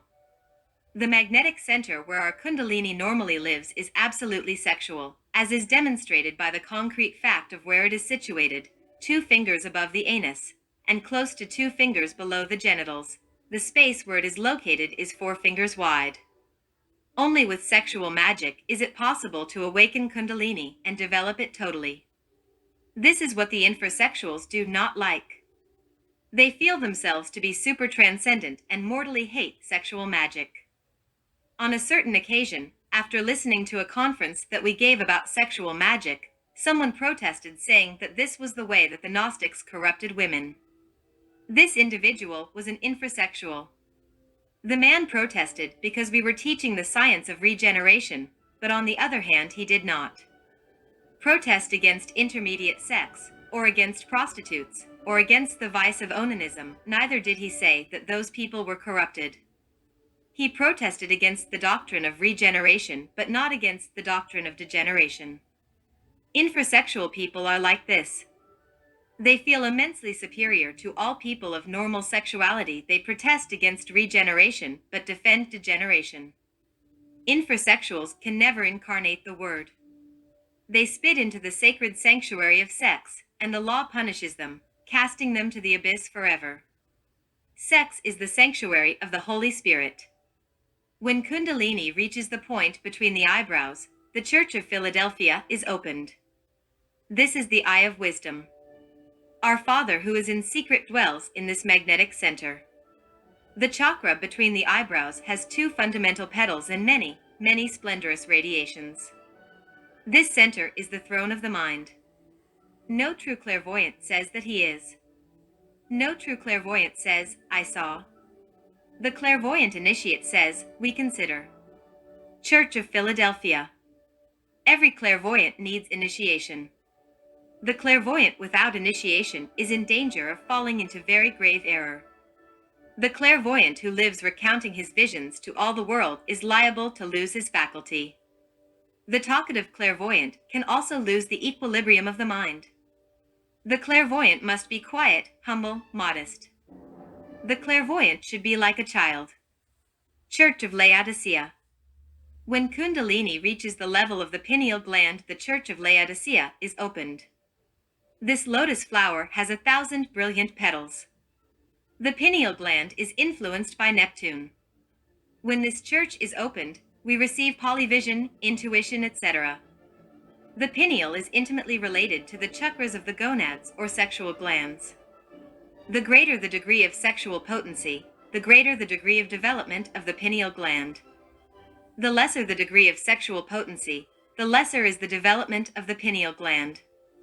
Uranus in the sexual organs, arid Neptune in the pineal gland unites to take us to total realization. In the schools of regeneration, so mortally hated by infrasexuals, we are taught how to work practically with the science of Uranus and Neptune. The way of Tao includes 3 ways, being itself the 4th way. Much has been said about the 4 paths. We, the Gnostics, are fully aware that we follow the 4th path. During the sexual act, we transmute the brutal instincts of the physical body into will, the passionate emotions of the astral into love, the mental impulses into comprehension, and we as spirits realize the great work. Thus we travel the 4 ways in practice. We do not need to become fakirs for the 1st way, nor monks for the 2nd, nor scholars for the 3rd. The path of the perfect matrimony enables us to traverse the 4 ways during the sexual act itself. From the 1st to the 7th verse, Apocalypse speaks about the coccygeal center. The Church of Ephesus is in this center. The igneous serpent is found coiled 3.5 times in this creative center. Whoever awakens it and makes it rise through the spinal column receives the flaming sword and then enters Eden. The redemption of man is found in the serpent, but we must be on guard against the guile of the serpent. One should contemplate the forbidden fruit and inhale its aroma, but remember the words of the Lord Jehovah, if thou eatest of this fruit ye shall die. We should enjoy the happiness of love and adore woman. A good painting enchants us, a beautiful piece of music can transport us to ecstasy, but a beautiful, adorable woman makes us want to possess her immediately. She is the living representation of God the Mother. The sexual act with the one we adore has its unquestionable delights. Sexual pleasure is a legitimate right of man. Enjoy the happiness of love, but do not spill the semen. Do not commit sacrilege. Do not be a fornicator. Chastity converts us into gods. Fornication converts us into demons. Crumheller said, the Scythians adored the great light, and said that the sun, through its emanations, builds a nest in us and forms the serpent. The Nazarenes said, all of you shall be gods, if you leave Egypt and cross the Red Sea. Crumheller tells us in his Gnostic church that this Gnostic sect also had as a sacred object a chalice, from which they drank the semen of Benjamin. This, according to Hueracoca, was a mixture of wine and water. The great master Krumheller tells us that the sacred symbol of the sexual serpent was never absent from the altars of the Nazarenes. Actually, the force, the power which accompanied Moses was the serpent upon the staff, which was later transformed into the staff itself. The serpent was certainly the one who spoke to the other serpents, and who tempted Eve. The wise Huaracocha, in another paragraph of his immortal work entitled The Gnostic Church, says, Moses in the desert showed his people the serpent upon the staff, and said to them that he who takes advantage of this serpent shall not be injured during his journey. All the marvelous power of Moses resided in the sacred serpent Kundalini. Moses practiced sexual magic a great deal to raise the serpent upon the staff. Moses had a wife. In the terrifying night of past ages, the sublime and austere hierophants of the great mysteries were the jealous guardians of the great arcanum. The great priests had sworn silence, and the key of the ark of science was hidden from the eyes of the people. Sexual magic was only known and practiced by the great priests. The wisdom of the serpent is the basis of the great mysteries. This was cultivated in the mystery schools of Egypt, Greece, Rome, India, Persia, Troy, Aztec Mexico, Inca Peru, etc., etc. Krumheller tells us that in the Song of Homer to Demeter, found in a Russian library, one sees that everything revolves around a physiological cosmic fact of great transcendence. In this archaic song of that godman, which sings of ancient Troy and the rage of Achilles, one sees clearly sexual magic serving as a cornerstone in the great temple of Eleusis. The naked dance, the delicious music in the temple, the kiss that enraptures. The bewitching mystery of the secret act made Eleusis a paradise of adorable gods and goddesses. Then nobody thought of indecencies, but only of things holy and sublime. It would not have occurred to anyone to profane the temple. The couples knew to retire in time to avoid spilling the sacred wine. In Egypt, Osiris appears as the masculine principle, facing Isis, the eternal and adorable feminine. In this sunny land of Kern, the Lord of all perfection also worked with the great arcane Azf. This was precisely when he was in his period of initiatic preparation before the beginning of his mission. Thus it is written in the Memories of Nature. In Phoenicia, Hercules and Dagon loved each other intensely, as did Pluto and Persephone in Attica, but as Dr. Krumheller says, also between them the phallus and uterus are clearly spoken of. This is the lingam yoni of the Greek mysteries. The great priests of Egypt, the ancient inheritors of the archaic wisdom which the Atlanteans cultivated, represented the great ibis god Thoth with the virile member in a state of erection. Krumheller recounts that on that erect phallus of the ibis Thoth a phrase was written which said, "Giver of reason." Next to the inscription a lotus flower shone gloriously. The ancient sages engraved on the age-old walls of sacred Egypt the divine symbol of the sexual serpent. It was forbidden to disclose the secret of sexual magic. This is the great arcanum. Those unfortunate ones who divulged the unspeakable secret were condemned to death. They were taken to a paved courtyard, and before an ancient wall covered with the skins of crocodiles and indecipherable hieroglyphs, they were beheaded, their hearts were torn out, and their cursed ashes were cast to the four winds. Cazot, the great French poet who died on the guillotine during the French Revolution, now comes to mind. At a famous banquet this man prophesied his own death, and the fatal fortune that awaited a certain group of noble initiates who planned to reveal the great arcanum. For some he prophesied the guillotine, for others the dagger, poison, jail, exile. His prophecies were fulfilled with absolute exactitude. In the Middle Ages, all those who revealed the great arcanum died mysteriously, either by poisoned shirts like those of Nessus, small poisoned soaps which arrived as birthday presents on the doorstep of the condemned, perfumed posies, or the dagger. The great arcanum is the key of all powers and the key of all empires. The powers of nature are unleashed against the daring who try to dominate her. The great hierophants hide their secret, and the divine kings do not entrust the secret key of their power to any mortal. Wretched that mortal who, after receiving the secret of sexual magic, does not know how to take advantage of it. It would have been better if he had not been born or had tied a millstone to his neck and thrown himself to the bottom of the ocean. Nature has no interest in the cosmic realization of man, and it is even contrary to her own interests. That is why she opposes with all her forces the daring who wish to dominate her. Opportunely, a curious anecdote comes to mind. On a certain occasion, a poor customs guard was walking along a beach.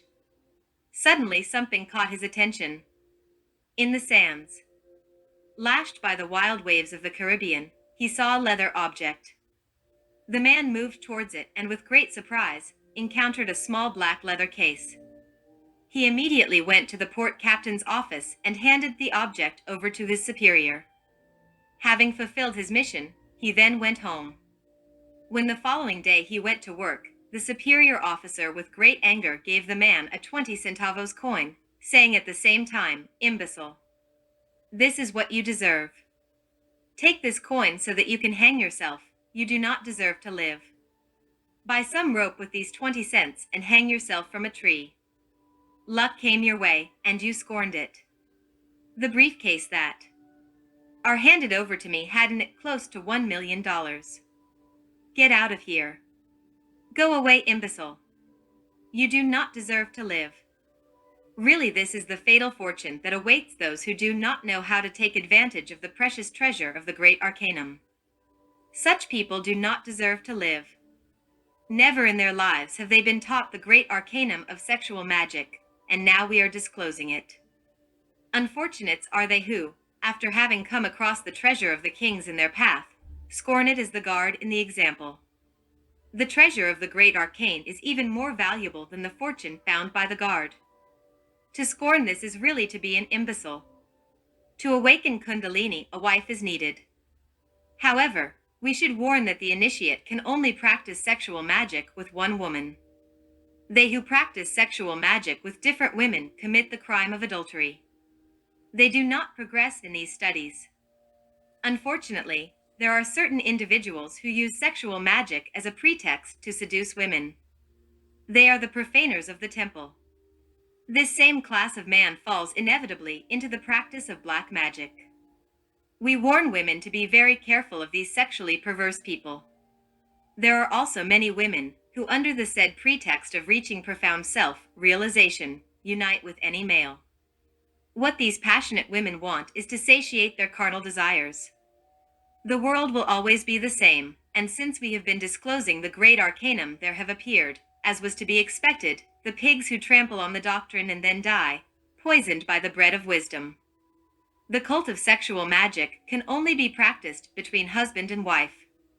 We clarify this in order to avoid seductions, carnal impulses in passionate, lustful saints. Sexual force is a tremendous weapon. Scientists have not been able to find the origin of electricity. We affirm that the cause of electrical energy must be sought in the universal sexual force. This force not only resides in the organs of sexuality, but also in all the atoms and electrons of the universe.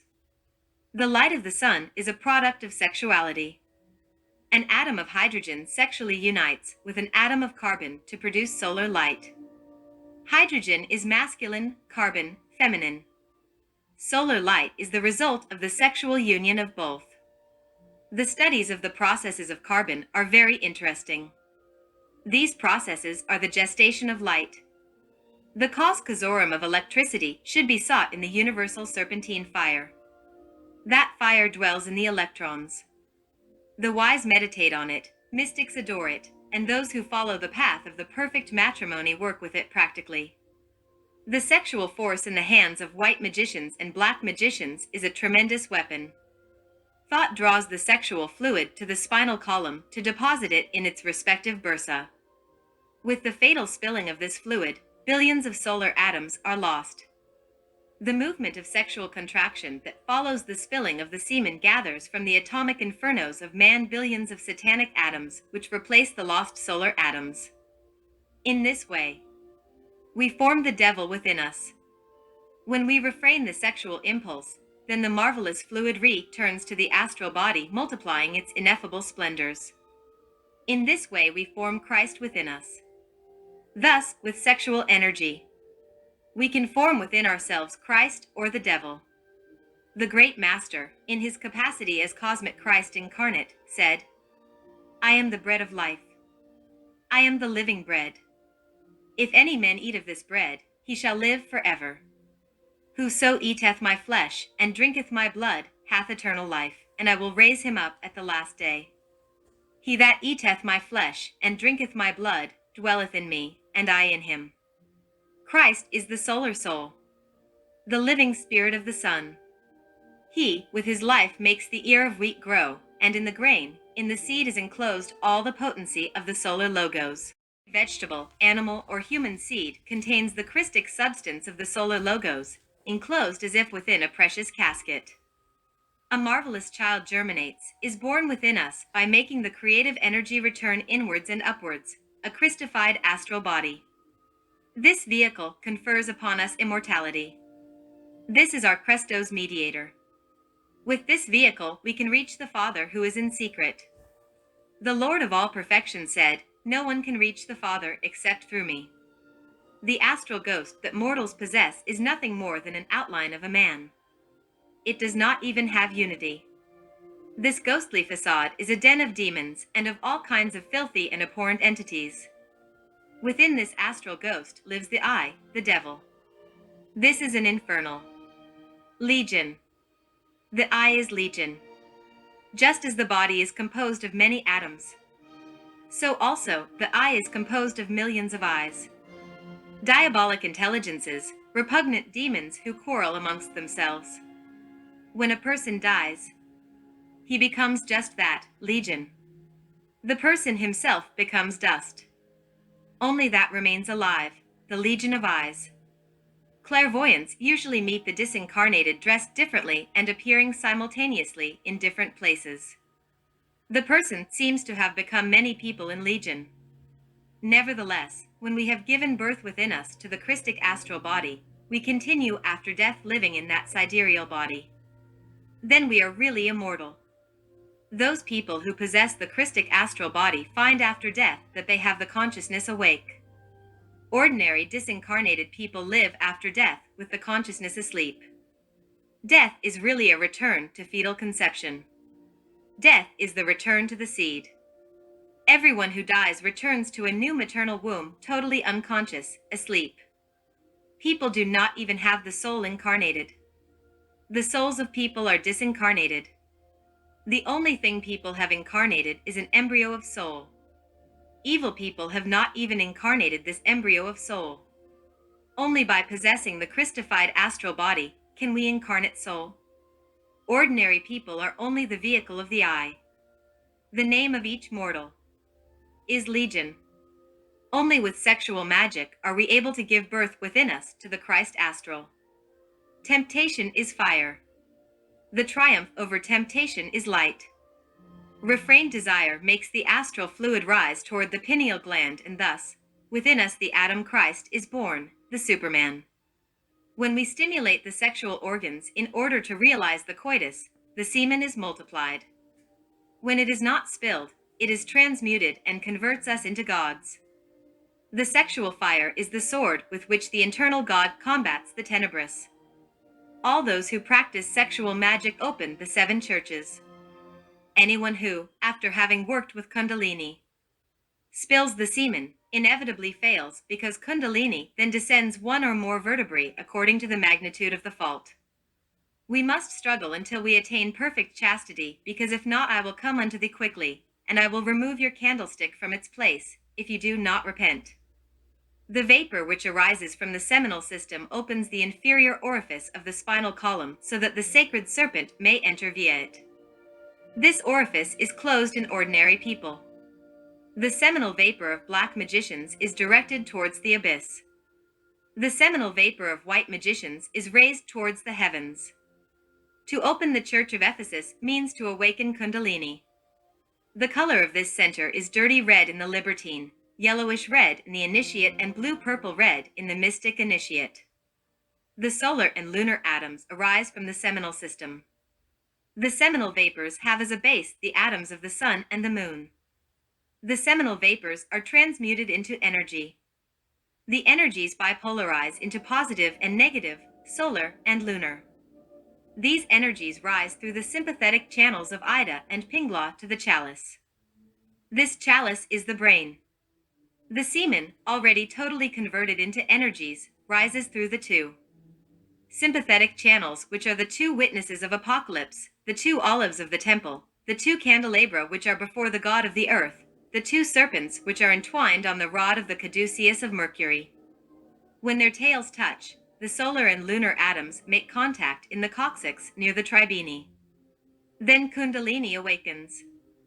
The igneous serpent of our magical powers leaves the membranous pocket where it was enclosed and ascends through the medulla channel to the chalice, the cerebrum. From the medullar channel issue certain nervous threads that connect the 7 chakras or sympathetic plexus with the spinal column.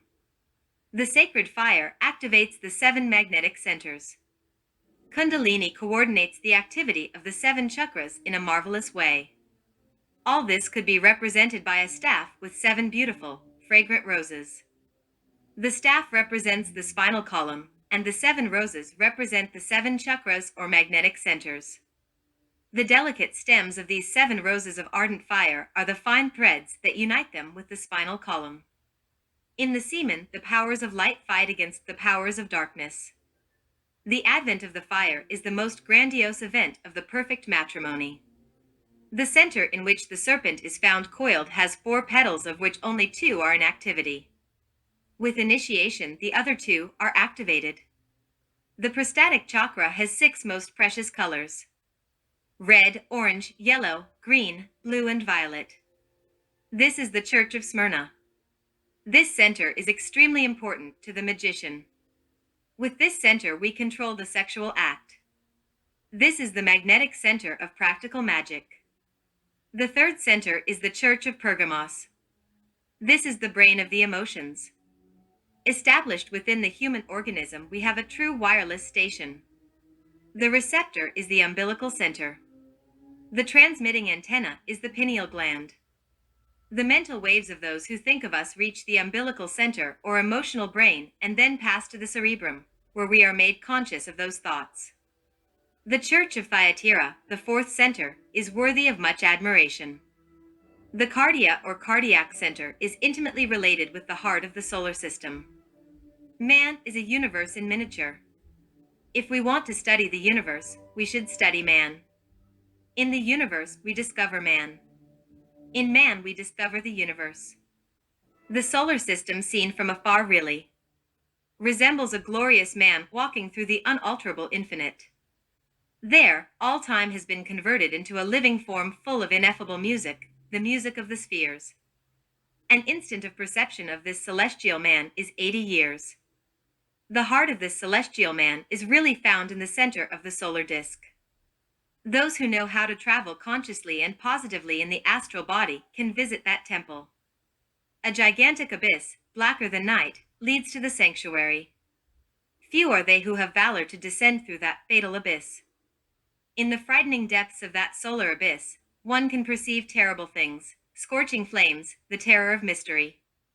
Whosoever has valor to descend through there will find the vestibule of the sanctuary. An adept will bless them with an olive branch.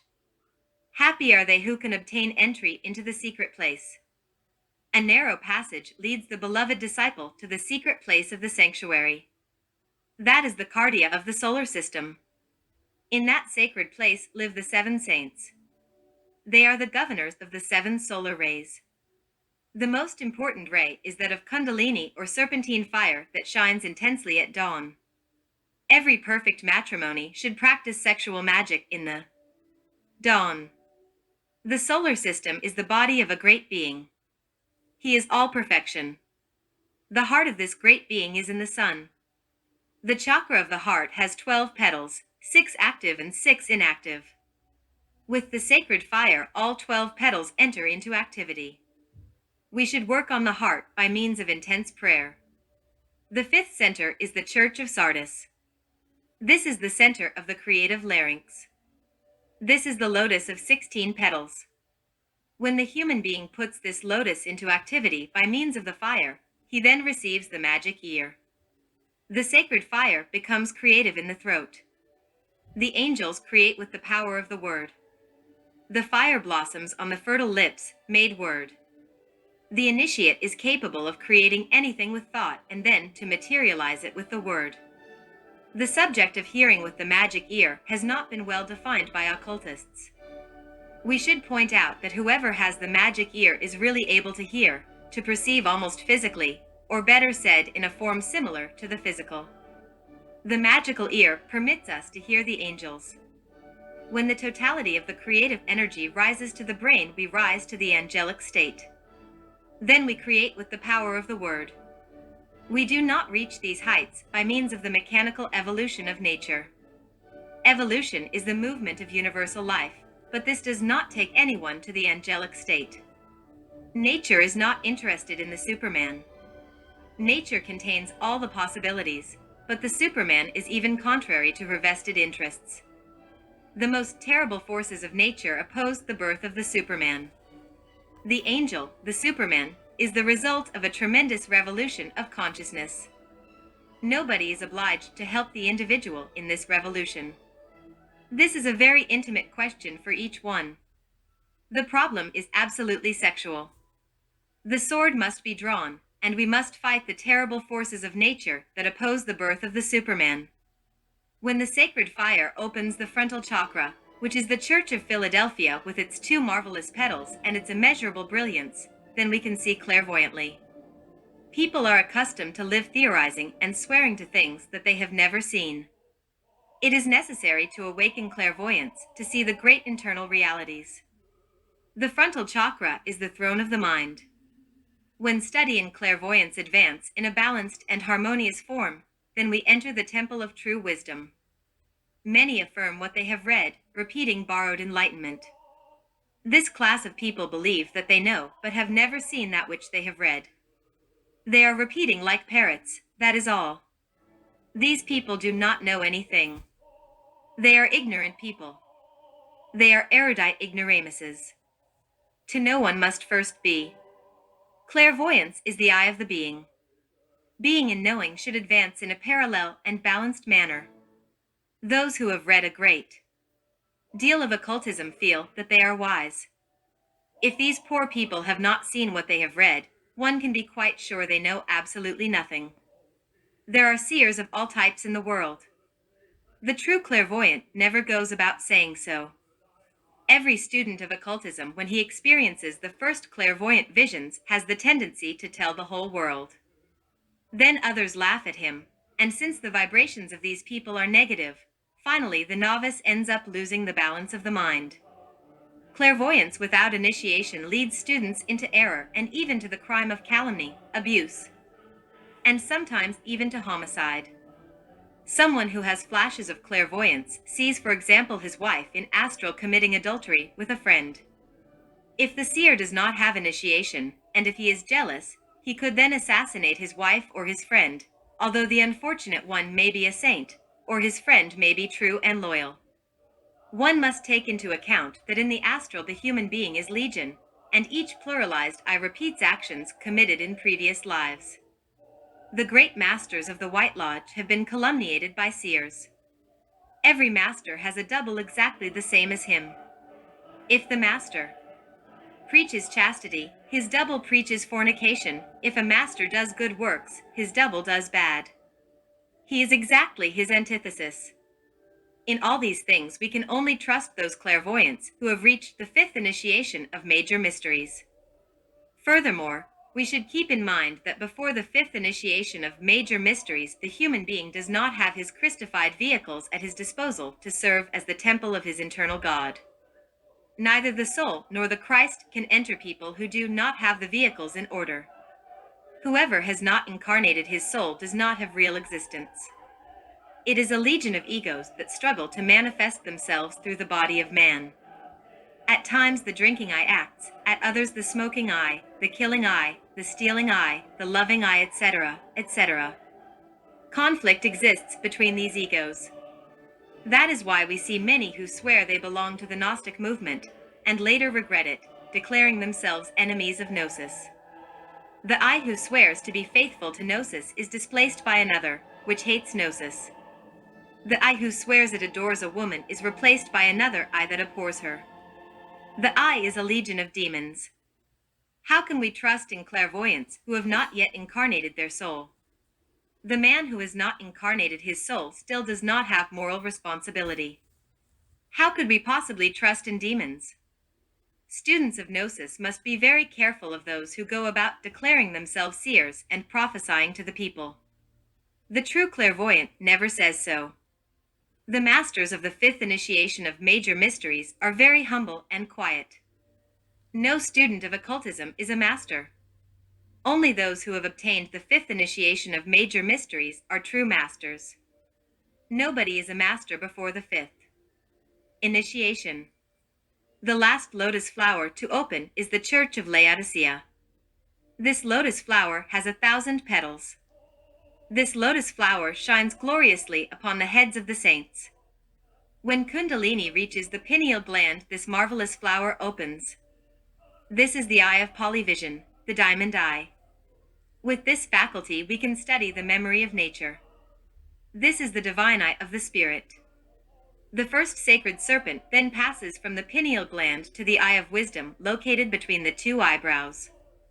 It then penetrates the magnetic field at the root of the nose. When it touches the atom of the Father situated in that place, then the first initiation of major mysteries takes place. No one is master for the single fact of having received the first initiation of major mysteries.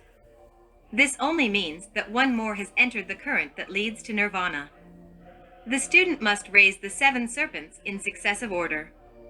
The second serpent pertains to the vital body, the third to the astral, the fourth to the mental, and the fifth to the causal. The sixth and seventh serpents are of the conscious soul and of the divine spirit. To each of the 7 serpents there corresponds an initiation of the major mysteries. There are 7 serpents. 2 groups of 3, with the sublime coronation of the 7th tongue of fire that unites us with the One, with the Law, with the Father. We must open the 7 churches on each plane of cosmic consciousness. During the initiation, the devotee should receive the stigmata of the Christ. Each one of his internal vehicles should be crucified and stigmatized. The stigmata are given to man according to his merits. Each stigmata has its esoteric trials. The first stigmata received are those of the hands, and the trials in order to receive them are very painful. Precious stones also play a very important role in the initiation. And the foundations of the wall of the city were garnished with all manner of precious stones. The first foundation was jasper, the second, sapphire, the third, a chalcedony, the fourth, an emerald, the fifth, sardonyx, the sixth, sardis, the seventh, chrysolite, the eighth, beryl, the ninth, a topaz, the 10th, a chrysoprasus, the 11th, a hyacinth, the 12th, an amethyst. Apocalypse says, I am Alpha and Omega. I will give unto him that is athirst of the fountain of the water of life freely. I am Alpha and Omega. Blessed be they who cleanse their garments, the 7 bodies, in the blood of the Lamb, Christonic semen, in order to enter through the doors of the city. Yet, really, how few are they who achieve high initiation? Very few are they who are capable even of kissing the whip of the executioner. To kiss the hand that strikes us is very difficult and yet urgent for those who to attain high initiation. Christ said, of the 1,000 who look for me, one finds me. Of the 1,000 who find me, one will follow me. Of the thousands who follow me, one is mine. The worst thing is that those who have read much occultism and who have belonged to many schools are full of platitudinous sanctity. They believe themselves to be very saintly and wise, although they presume to be humble. These poor brothers are further from the altar of initiation than the profane. Whoever wishes to reach high initiation must begin by recognizing that within he is perverse. Whoever recognizes his evil is on the path of realization. Remember that within the incense of prayer the crime also hides. This is difficult for those who have read a great deal. These people feel themselves to be full of sanctity and wisdom. When they have sparks of clairvoyance, and then they are intolerable because they declare themselves masters of wisdom. Naturally, people like these are sure candidates for the abyss and for the second death. The abyss is full of sincerely mistaken individuals and persons with very good intentions. When the initiate has made part of his creative fire emerge from the head, he casts his crown at the feet of the Lamb. St. John speaks of the 24 elders who cast their crowns before the throne of the Lord. Apocalypse describes the horseman of chapter 19 with a band at his thigh. On the band is written with sacred characters the phrase, King of Kings and Lord of Lords. Really, the king is not in the forehead, but rather in the sex. Rasputin, drunk with wine, would strike the tables of the orgy with the sexual phallus, saying, "This is the king of the world." Happy are the couples who know how to love. With the sexual act, we open the 7 churches of Apocalypse, and we transform ourselves into gods. The 7 chakras resound with the powerful Egyptian mantram Fe, In, dog, the last word being guttural. The perfect exercise of the 7 churches, the complete priesthood, is realized in a state of jhanas. The great magicians know how to place the body in a state of jhanas. Then they practice all the priesthood of the 7 churches. When Jesus walked upon the sea, he had his body in a state of jhanas. In this state, we are omnipotent gods. There is a mysterious chakra in the umbilical region that the magician uses for his states of jhanas. Every magician who finds himself far from his physical body, if he uses the power of this chakra, can beg his internal God thus, "My Lord, my God, I beg you to bring me my body." The internal God can bring the physical body to the magician in a state of jhanas, that is to say, immersed within the astral plane. In these moments, the mysterious chakra of the science of jhanas revolves. Whoever wants to learn the science of jhanas should study the Yellow Book. There we teach that mysterious science. The 7 churches confer upon us the power over the fire, air, water, and earth. Chapter 8. Happiness, music, dancing, and the kiss. Only love and wisdom should reign in the homes of the Gnostic brothers and sisters. Really, humanity confuses love with desire, and desire with love. Only great souls know how and are able to love. In Eden, men of perfection love ineffable women.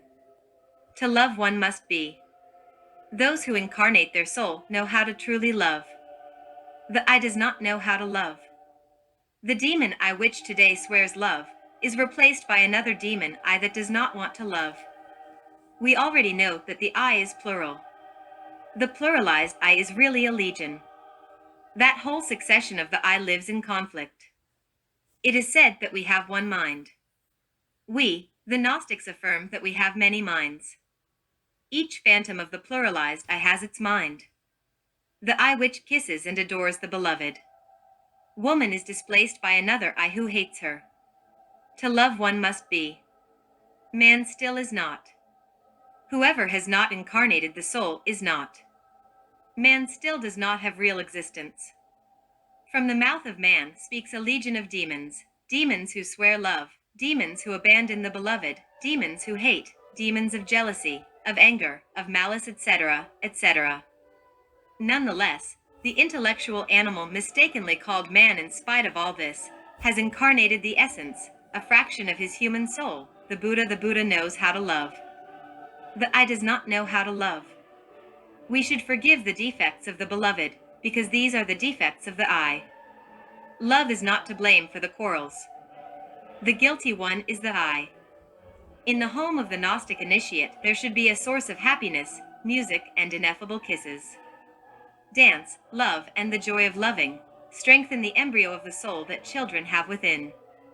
In this way, Gnostic homes are a real paradise of love and wisdom. Liquor and fornication should be banished from the bosom of the Gnostic home. Nevertheless, we should not be fanatics. Whoever is incapable of taking a glass in hospitality is as weak as he who does not know how to control his drinking and becomes drunk. Fornication is another thing. This is unpardonable. All those who ejaculate the seminal fluid are fornicator them, for the fornicators is the abyss and the second death. Man can be in everything, but should not be victim of anything. He should be king and not slave. He who partook of a drink did not commit a crime, but he who was a slave and victim of drink, he has committed a crime. The true master is king of the heavens, the earth, and the infernos. The weak are not kings. The weak are slaves.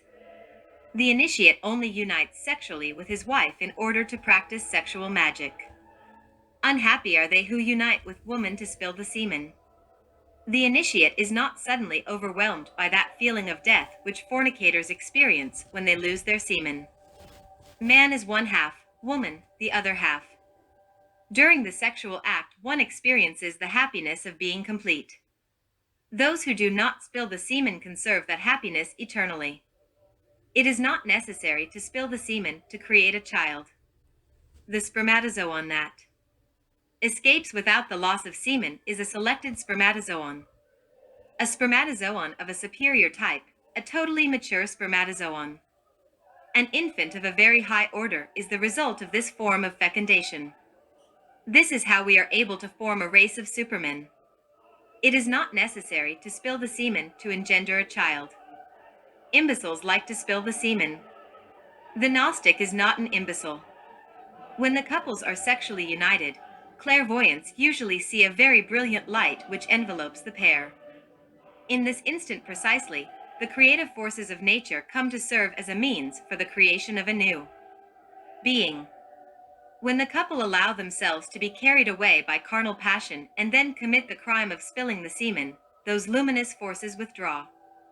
Their place is taken by luciferic forces of a blood-red color, bringing quarrels, jealousy, adultery, tears, and desperation to the home. This is how homes which could have been a heaven on earth become true infernos. Whoever does not spill the semen retains, accumulates for himself peace, abundance, wisdom, happiness, and love. With the key of sexual magic, one can put an end to disputes in the home. This is the key to true happiness. During the act of sexual magic, couples are charged with magnetism. They magnetize each other. The pelvis of the woman pours out feminine currents, whilst the breasts give off masculine ones. In the man, the feminine current is rooted in the mouth, and the masculine in his virile member. All these organs should be well excited by means of sexual magic, in order to give and receive, transmit and collect vital magnetic forces, which continue increasing extraordinarily in quantity and quality. In the homes of Gnostic initiates, where between the couple there is such intimate sexual contact, delightful dance, joyful music, the ardent kiss has the object of achieving of the mutual magnetization of man and woman. The magnetic power is masculine and feminine at the same time.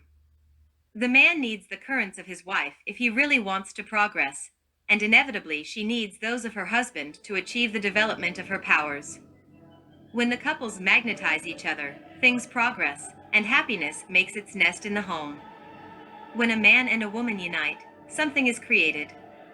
Scientific chastity permits the transmutation of the sexual secretions into light and fire. Every religion which degenerates preaches celibacy. Every religion at its birth and in its glorious splendor preaches the path of the perfect matrimony. Buddha was married and established the perfect matrimony. Unfortunately, the prophecy made by Lord Buddha was fulfilled with complete exactitude 500 years later, that his Dharma would be exhausted and that the Sangha would be divided into dissident sections. It was then that Buddhist monasticism and the hatred of the perfect matrimony was born. Jesus, the divine Savior, brought Christic esotericism to the world. The Adorable One taught his disciples the path of the perfect matrimony. Peter, the first pontiff of the Church, was a married man.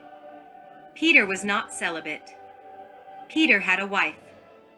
Unfortunately, after 600 years the message of the Adorable One was adulterated, and the Church of Rome turned to the dead forms of Buddhist monasticism, with its cloistered monks and nuns who mortally hate the path of the perfect matrimony.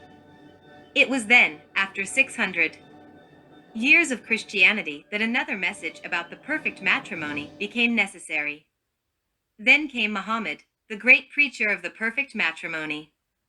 Naturally, as always, Muhammad was violently rejected by the infrasexuals who hate woman. The loathsome fraternity of the enemies of woman believes that only through forced celibacy can one reach God. This is a crime. The abstention that infrasexuals preach is absolutely impossible. Nature rebels against this type of abstention. Then nocturnal pollutions occur, which inevitably ruin the organism. every individual who abstains suffers from nocturnal seminal spillage. The glass which is filled inevitably spills.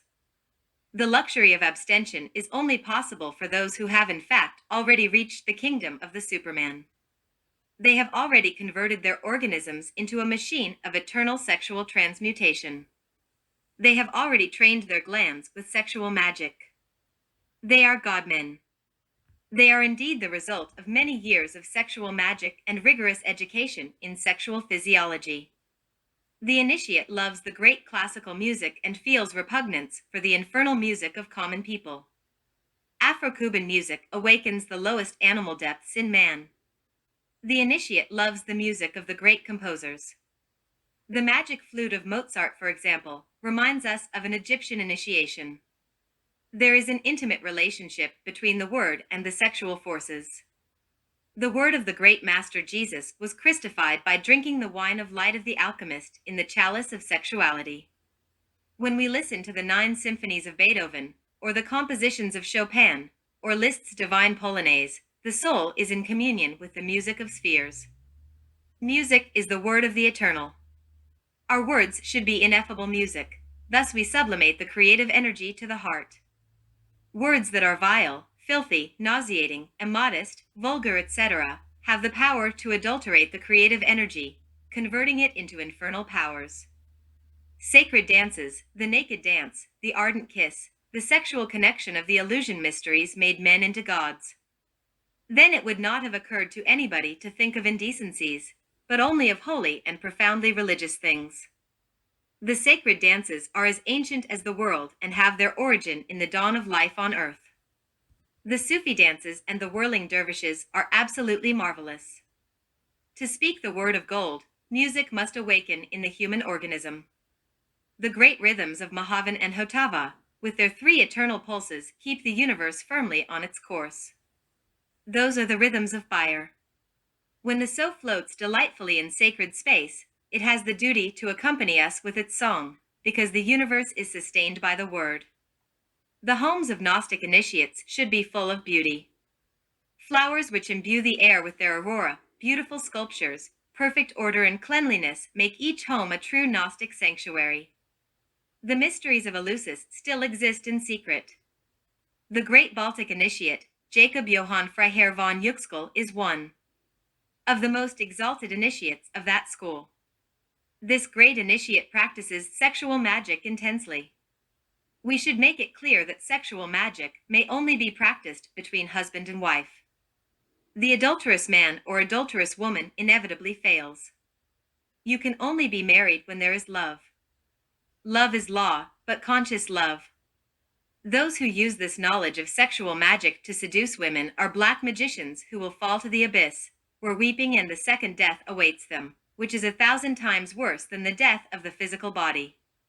We make this urgent appeal to the maidens and innocent women of this world. We warn them that they can only practice sexual magic when they have their husband. Be careful of the many sly foxes that go about seducing innocent damsels with the pretext of sexual magic. We warn them so that they will not fall into temptation. To the unredeemed fornicating women who populate the world we also make an appeal, warning them that before the eyes of the eternal it is useless to try to hide. These poor women, who use this knowledge as a pretext to satisfy their lust and lie in beds of pleasure, will fall into the abyss where weeping and the gnashing of teeth is all that awaits them. We speak clearly so that we are understood. Back, profane and profaners. Sexual magic is a 2-edged sword. The pure and virtuous, it transforms into gods. The evil and impure, it wounds and destroys. 9. Ga-e-o. When the high priest sang the terrible mantram E-A-O in the sanctum sanctorum of the Temple of Solomon, the drums of the temple resounded to prevent the profane from hearing the sublime E-A-O. The great master Huaracoca says, in the Gnostic Church, the following: Diodorus said, "Know ye that among all the gods, the most elevated is E-A-O. Hades is in the winter, Zeus begins in spring, Helios in summer, and in the autumn E-A-O enters into activity, working constantly. E-A-O is Jovis pater, Jupiter, whom the Jews unjustly call Yahweh. offers the substantial wine of life, whilst Jupiter is a slave of the sun. Ignis, fire, soul. Aqua, water, substance. Origo, cause, air, origin. Huaracoca says is the name of God among the Gnostics. The divine spirit is symbolized by the vowel O, which is the eternal circle. The letter E symbolize the internal being of each man, but both are interjoined with the letter A, the fulcrum. This is the powerful mantram, or magic word, which should be sung when we are practicing sexual magic with the priestess wife. The sound of these three powerful vowels should be prolonged, that is to say, extending the sound of each vowel. One inhales whilst counting to 20, retains the breath for a count of 20, and then exhales the air, vocalizing the letter E, whilst exhaling one count to 20. Repeat the same with the letter A. Then follow with the letter O. This is done 7 times. After, continue with the powerful archaic mantra, Kalaka Salasa Zisar. Kalaka makes the man-spirit vibrates. Salasa puts the terrestrial human personality in vibration. Zisar causes the astral of man to vibrate. These are very ancient mantra. The divine savior of the world, when he practiced with the priestess in the pyramid of Khephren, sang the powerful sacred mantram of fire with her. That is Inri. The Lord of all adoration practiced in Egypt with his Isis. He combined this mantram with the 5 vowels E, O, U, A. Inri, Enra, Onro, Linru, Onra. The first is for clairvoyance. The second is for the magic ear. The third is for the chakra of the heart, center of intuition. The fourth is for the solar plexus, or telepathic center. The fifth is for the pulmonary chakras. The latter confer the power to remember past reincarnations. The mantram Inri and its 4 derivatives applicable to the chakras are vocalized, dividing them into 2 syllables, and then extending the sound of each one of the 4 magical letters. With these mantras, we can take sexual fire to the chakras during the practices of sexual magic. Returning now to O, which we have already said is the name of God amongst the Gnostics, we add the following. The vowel E makes the pineal gland and the embryo of the soul, which every human being has incarnated, vibrate. The vowel A puts the physical vehicle into vibration, and the formidable O makes the testicles vibrate, transmuting marvelously the seminal liquor until it is converted into Christic energies which ascend victoriously to the chalice, the cerebrum. The Gospel of St. John commences praising the Word. In the beginning was the Word, and the Word was with God, and the Word was God. The same was in the beginning with God. All things were made by him, and without him was not anything made that was made. In him was I, and the I was the light of men. And the light shineth in the darkness, and the darkness comprehended it not. The word one, English, John, can be broken down into the 5 vowels thus, E, F, O, U, A. E, O, U, on, one. All of the Gospel of John is the Gospel of the Word. There are people who want to dissociate the divine word from sexual magic. This is absurd. Nobody can incarnate the word if they exclude sexual magic. Jesus, who is the very incarnation of the Word, Jesus, who is the very Word made flesh, taught sexual magic precisely in this same Gospel of St. John. It is now necessary to study the Gospel of St. John, chapter 3, verses 1 to 20.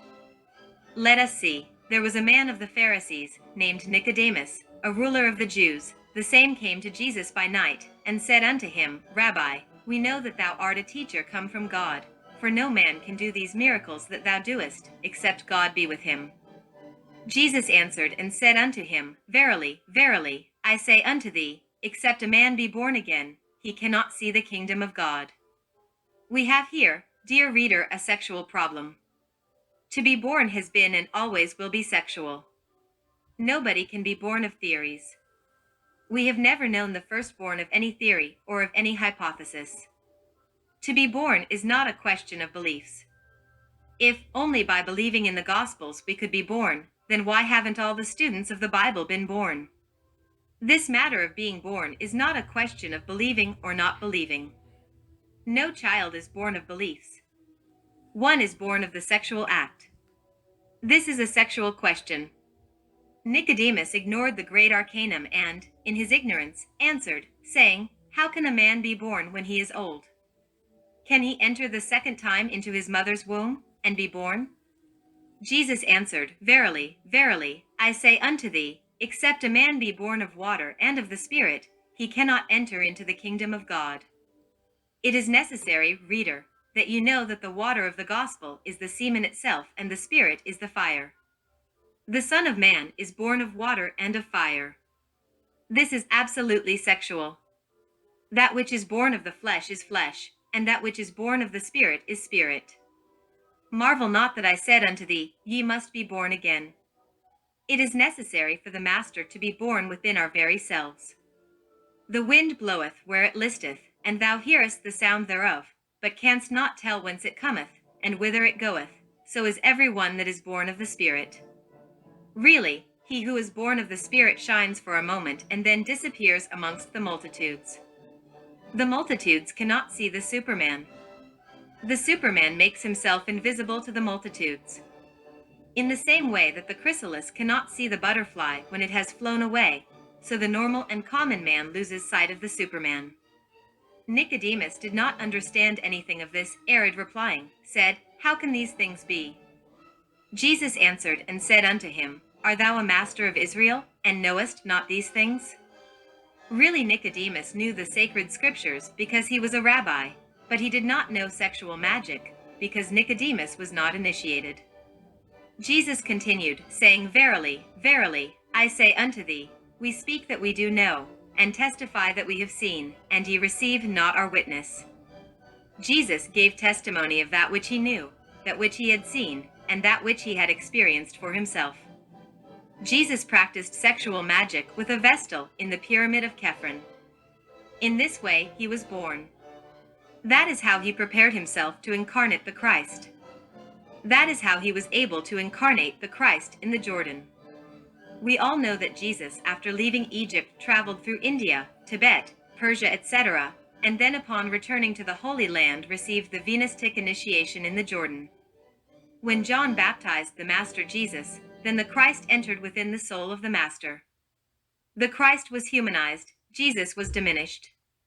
That which is called the Son of Man, the Superman, results from this mixture, divine and human. If Jesus had not practiced sexual magic in Egypt, neither would he have been able to incarnate the Christ. He would have been a good master, but not the living model of the Superman. If I have told you earthly things, and ye believe not, how shall ye believe? If I tell you of heavenly things? With this the great master confirms that he is speaking of terrestrial things, of the practice of sexual magic. Without this one cannot be born. If people do not believe in terrestrial things, how can they believe in the celestial? And no man hath ascended up to heaven, but he that came down from heaven, even the Son of Man which is in heaven. The eye cannot ascend to heaven, because it has not descended from heaven. The eye is Satan, and inevitably must be dissolved. This is the law. Speaking about the sacred serpent, the great master said, "And as Moses lifted up the serpent in the wilderness, even so must the Son of Man be lifted up." We need to lift the serpent upon the staff as did Moses in the desert. This is a question of sexual magic, because Kundalini only ascends with sexual magic. Only in this way can we lift up the Son of Man, the Superman within ourselves. It is necessary that the Son of Man be lifted up. That whosoever believeth in him should not perish, but have everlasting life. The rational homunculus mistakenly called man still does not have the authentic astral, mental, and causal vehicles. In reality, he is only a ghost. It is necessary to practice sexual magic, to live the path of the perfect matrimony, to engender the Christ astral, Christ mind, and Christ causal. For God so loved the world that he gave his only begotten Son, that whosoever believeth in him should not perish, but have everlasting life. For God sent not his Son into the world to condemn the world, but that the world through him might be saved. He that believeth on him is not condemned, but he that believeth not is condemned already, because he hath not believed in the name of the only begotten Son of God. We affirm that true faith and belief are demonstrated with facts. Whoever does not believe in sexual magic cannot be born even though he says, I believe in the Son of God. Faith without deeds is death. Whoever does not believe in sexual magic as taught by Jesus to Nicodemus does not believe in the Son of God. These people are lost. And this is the condemnation, that light is come into the world, and men loved darkness rather than light, because their deeds were evil. For everyone that doeth evil hateth the light, hates sexual magic, neither cometh to the light lest his deeds should be reproved. But he that doeth truth cometh to the light, that his deeds may be made manifest, and that they are wrought in God. All this is textually from the sacred gospel according to St. John. It is necessary to be born in all planes. What can a poor man or woman full of theories, practicing exercises, etc., do without having been born in the astral? Of what use is it to work with the mind if we still do not have our mental body? The human being should first engender his internal vehicles and then can truly practice what he wishes and study what he wishes. However, first we should engender the internal vehicles to have the right to incarnate the soul and much later the word. When the legitimate astral is born, we become immortals in the world of 24 laws, the lunar world. When the authentic mental is born, we are immortalized in the world of 12 laws, the world of Mercury or the mind. With the birth of the true causal vehicle, we acquire immortality in the world of 6 laws, the causal world or that of Venus. When we reach these heights, we incarnate our human soul and we are transformed into true men. These Christic vehicles are born of sex. It is a sexual question. As above, so below. If the physical is born of sex, the superior vehicles are born of sex. Everyone who engenders his Christic vehicles incarnates his soul and speaks then the word of gold. This is the language of power which man spoke in that ancient land where the sons of fire were worshipped, and which was called Arcadia. This is the language which the entire universe speaks. A divine language and of awesome power. In that mysterious language the angel of Babylon wrote the terrible mean, tekel upharsin, during the famous feast of Belshazzar. That same night the sentence was carried out and Babylon was destroyed and the king died. Much has been said about the universal language, but we can only speak it if we incarnate the soul. Then the Kundalini blossoms on the fertile lips made word. When humanity left paradise because of having spilled the semen, then they forgot the divine language which, like a river of gold, runs majestically through the dense forest of the sun. The roots of all languages belong to the divine primitive language. Sexual magic is the only existing path by which we can again speak the divine language. There is a close relationship between the sexual organs and the creative larynx. In the ancient mystery schools, the initiates were prohibited from relating the ancient antediluvian catastrophes, for fear of evoking them and bringing them once again to manifestation. The ancient hierophants knew that there is an intimate relationship between the elements of nature and the word. The work entitled Logos, Mantram, Theurgy by the great Gnostic Rosicrucian master Dr. Arnold Krumheller, is a true jewel of occult wisdom. The great master concludes this work stating the following. In ancient times there was a mystery school in which there was a ring on which was engraved the image of Iris and Serapis united by a snake. Dr. Krumheller adds, here I synthesize all that I have said in this book. In the 8th lesson of the Zodiacal course, Dr. Krumheller wrote a paragraph that scandalized many self-proclaimed experts. They, after the death of the master, tried to adulterate this paragraph, each in their own way, to accord with their theories. Let us now transcribe that paragraph just as Master Wiracocha wrote it. Let us see, instead of coitus which reaches orgasm, one should in profound reflection, lavish sweet embraces, amorous words, and delicate caresses, maintaining the mind constantly separated from animal sexuality, sustaining the purest spirituality, as if the act were a true religious ceremony. Nevertheless, the man can and must introduce the penis and maintain it in the feminine sexual organ, so that for both a divine sensation, full of joy ensues which can last for hours, withdrawing the moment the orgasm approaches to avoid the ejaculation of the semen. Thus, Each time they shall have a greater desire to caress each other. This can be repeated as often as desired without causing tiredness. In fact, on the contrary, it is the magic key to daily rejuvenation, to maintain a healthy body and prolonging life, since this constant magnetization is a fountain of health. We know that with ordinary magnetism, the one who magnetizes conveys currents to the subject, and if the former has these forces developed, he is able to heal the latter. The transmission of a magnetic current is done ordinarily via the hands or via the eyes, but it is necessary to say that there is no more powerful conductor than the virile member and the vulva, which are 1,000 times more powerful, 1,000 times superior to the others as receptive organs. If many people practice this, then they spread force and success in their surroundings to those who come into commercial or social contact with them. But, in the act of divine, sublime magnetization to which we refer, both man and woman magnetize each other, reciprocally being one for the other as a musical instrument which, when plucked, bursts forth with sounds of sweet and mystical harmony. The strings of this instrument are spread throughout the body, and it is principally the lips and the fingers that make them vibrate, provided that the utmost purity presides over the act. It is this which makes us magicians in that supreme moment. Until hear the words of Dr. Krumheller. This is the path of initiation. By this path we reach the incarnation of the Word. We can be Rosicrucian, Theosophical, or Spiritualist students. We can practice yoga, and there is no doubt that in all this there are marvelous works and magnificent esoteric practices, but if we do not practice sexual magic, neither will we engender the Christ astral, nor the Christ mind, nor the Christ will. Without sexual magic, we cannot be born again.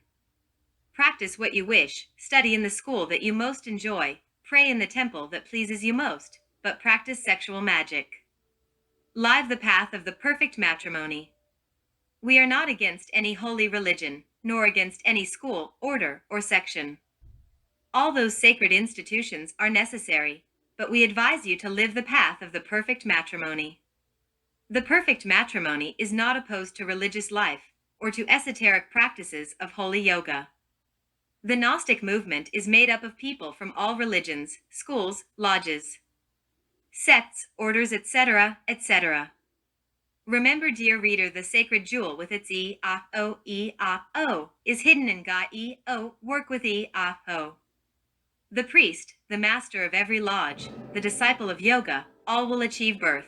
They will all achieve the conservation of their true chastity if they practice sexual magic.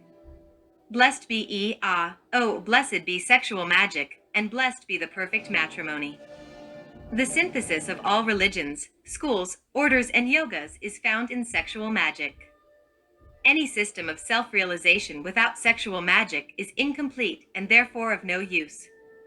Christ and sexual magic form the supreme practical synthesis of all religions. Chapter 10. Direct Knowledge. Everyone who studies occultism wants direct knowledge, yearns to know how he is doing, and wants to know his own internal progress. The greatest aspiration of every student is to be able to become a conscious citizen of the superior worlds, and to study at the feet of the Master. Unfortunately, occultism is not as simple as it appears at first sight. The human race has its internal powers completely damaged, atrophied. Human beings have not only lost their physical senses, but also, and this is worse, their internal faculties. This has been the karmic result of our bad habits. The student searches here and there, reads and rereads every book on occultism and magic that falls into his hands, and the only thing that happens to the poor aspirant is that he fills himself with terrible doubts and intellectual confusion. There are millions of theories and thousands of authors. Some repeat the ideas of others. Others refute these ideas. All against one. One against all. There is irony amongst colleagues, and they fight each other. Some against others, and really, all against all. Some authors advise the devotee to be vegetarian, others say that he should not be. Some advise the practice of breathing exercises, some say not to practice them. The result is horrifying for the poor seeker. He does not know what to do. He yearns for the light, begs, implores, and nothing, nothing. Absolutely nothing. What to do? We have known supremely mystical individuals, group heroes. Many of them are vegetarian, abstemious, virtuous, etc., etc., and as a rule they are very sincere and want the best for their followers, but like everyone they sigh, suffer, and cry in secret. Never have the poor people seen what they preach. They do not know their guru. They have never had the pleasure of conversing personally with him. They have never seen planes of cosmic consciousness, the superior planes or worlds of which they make such beautiful diagrams and give such interesting descriptions. We, the brothers of the temple, feel true pity for them and try to help them. That is what we try to do, but everything is futile. They hate everything that may have to do with sex, everything which appears to be sex. When they are told of the perfect matrimony, they laugh and protest violently, defending their abstention. Those poor blind leading the blind need someone to guide them. They suffer a great deal because they do not have the pleasure of enjoying direct knowledge. They suffer quietly so as not to demoralize or delude their followers. We, the brothers of the temple, really love and pity them. We need to abandon theorizing. The opium of theories is more bitter than death. Sexual magic is the only path to reconquer lost powers. The great arcanum has the advantage of regenerating man. The human being needs to regenerate himself, and this is neither a question of authors nor of libraries. We need to work with the grain, with the seed. Just as the lizard is able to regenerate his tail and the worm his, so also man is able to regenerate his lost powers. These animals with the sexual force that they possess can replace their lost tails. So, with that sexual force, man can reconquer his internal powers. The suffering pilgrims can by that path arrive at direct knowledge. Then they will become true illuminated priests for their fraternal groups. The path is sexual magic. Every guide should be clairvoyant and clairaudient. To continue, we will give an exercise for the development of clairvoyance and of secret hearing. After having acquired these faculties, it is good to spend some time in the deepest forests, far from urban life. In the peace of nature, the gods of fire, air, water, and earth will teach us ineffable things. This does not infer that we should only live in the wilderness. What does the saint do in the forest? However, we should have a good vacation in the country, that is all. Perfect mental equilibrium is of vital importance for spiritual progress. Almost all aspirants of esotericism lose mental equilibrium and readily fall into the most absurd things. Whoever wants direct knowledge must ensure that they maintain their mind in perfect equilibrium. Practice. The great master Huaracocha teaches a very simple practice to see the tattvas. Tattva is the vibration of the ether. The exercise is the following. The devotee should place his thumbs in his ears, close the eyes and seal them with the index fingers, close the nose with the middle fingers, and finally, seal the lips with the ring and little fingers. In this condition, the student should try to see the tattvas with the sixth sense. This eye is located between the eyebrows. Yogananda, who gives the same exercise as Krumheller, advises to also use the mantra Om. Yogananda says that the devotee should rest his elbows on some cushions, which should be placed on a table. The devotee will do this practice before the table, with his face toward the east. Yogananda advises that the chair on which the devotee sits to do this practice should be covered with a woolen blanket. This reminds us of Apollonius of Tyana, who wrapped himself in a woolen mantle to totally isolate himself from disturbing currents. Many authors give this exercise, and we consider it very good. We believe that with this practice one can develop clairvoyance and the magic ear. At first, the devotee will see nothing but darkness. Nevertheless, the more effort one puts into the practice, the more the clairvoyance and the magic ear will develop, slowly but surely. At first, the devotee will hear nothing but his physiological sounds. However, little by little he will hear during the practice each time more and more delicate sounds. In this way, he will awaken his magic ear. Instead of the reader getting indigestion with so many contradictory theories, it is better that he practices and develop his internal faculties. The process of regeneration should progress intimately linked with esoteric training. Science states that an organ which is not used becomes atrophied. It is necessary to use these organs of clairvoyance and of the magic ear. It is urgent to train these organs and regenerate them to attain internal realization. Practices are not opposed to any religion, sect, school, or belief. All priests, guides, instructors of all schools and orders can do these exercises to develop their faculties. Thus, they will better be able to direct their respective groups. The awakening of internal faculties should progress parallel with cultural, intellectual, and spiritual development. The clairvoyant should also develop all of the chakras so as not to fall into grave error. The majority of clairvoyants have made great mistakes. Almost all the famous clairvoyants have filled the world with tears. Almost all the great clairvoyants have slandered people. Clairvoyance, poorly used, has caused divorce, assassination, adultery, theft, etc., etc. The clairvoyant needs logical thought and exact concept. The clairvoyant should have perfect mental balance. The clairvoyant should be a powerful analyst. The clairvoyant should be mathematical in investigation and demanding in expression.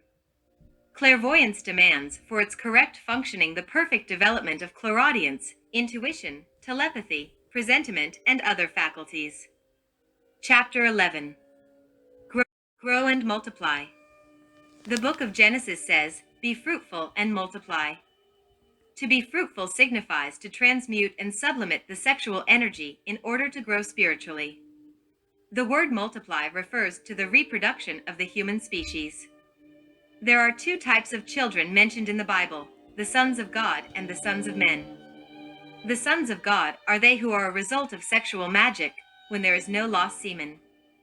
The sons of men are they who are a result of passionate pleasure with the loss of semen. We need to engender sons of God and then to struggle for their spiritual growth. The education of children. Children learn more by example than by rule. If we want our children to grow spiritually, we should concern ourselves with our own spiritual growth. It is not sufficient to multiply, we also need to grow spiritually. Sin. Our resplendent dragon of wisdom has three aspects. These are the Father, the Son, and the Holy Spirit. The Father is the light and the life. The Son is the water and the blood that flowed from the wound in the side of our Lord, made by the lance of Longinus. The Holy Spirit is the Pentecostal fire or fire of the Holy Spirit, named Kundalini by the Hindus, the igneous serpent of our magical powers, holy fire symbolized by gold. One sins against the Father when one lies. One sins against the Son when one feels hatred for someone. One sins against the Holy Spirit when one fornicates, that is to say, when we spill the semen. The Father is truth. The Son is love. The Holy Spirit is sexual fire. Teaching. We should teach our children to tell the truth and nothing but the truth. We should teach our children the law of love. Love is law, but conscious love. At the age of 14, we should teach our children the mysteries of sex. And so, upon this triple aspect of sanctity and perfection, our children will grow spiritually. Whoever guides their children with this triple aspect of perfection will have established a steel foundation for their happiness. Nevertheless, it is necessary to teach them not only with precept, but also by example. What we preach, we should demonstrate with facts. Profession. Modern life demands that we prepare our children intellectually. It is right that they should have a profession to make a living. We need to observe carefully the vocational dispositions of our children to guide them intellectually. We should never leave a son or daughter without profession. Every human being needs to learn some profession in order to be able to live. It is a very grave crime to leave a child defenseless and without profession. Concerning daughters. Modern times demand that our daughters receive a solid intellectual and spiritual preparation. It is indispensable that mothers teach their daughters the mysteries of sex when they reach 14 years of age. It is right that they should walk on the triple path of truth, love, and chastity. The modern woman should have a profession to make a living. It is necessary that fathers and mothers understand that their daughters also need to grow spiritually and to reproduce with the perfect matrimony. Nevertheless, everything must be done properly and with order. It is absurd that daughters should go out alone on the streets, or in parks, or to cinemas or dances with a boyfriend. Since they have not yet killed the animal ego, they are easily sexually seduced and fail miserably. Daughters should always be accompanied by their parents or family members and should never be alone with a boyfriend. Parents should never impede the marriage of their daughters. Nevertheless, I repeat, do everything with order and according to the law. It is necessary to reproduce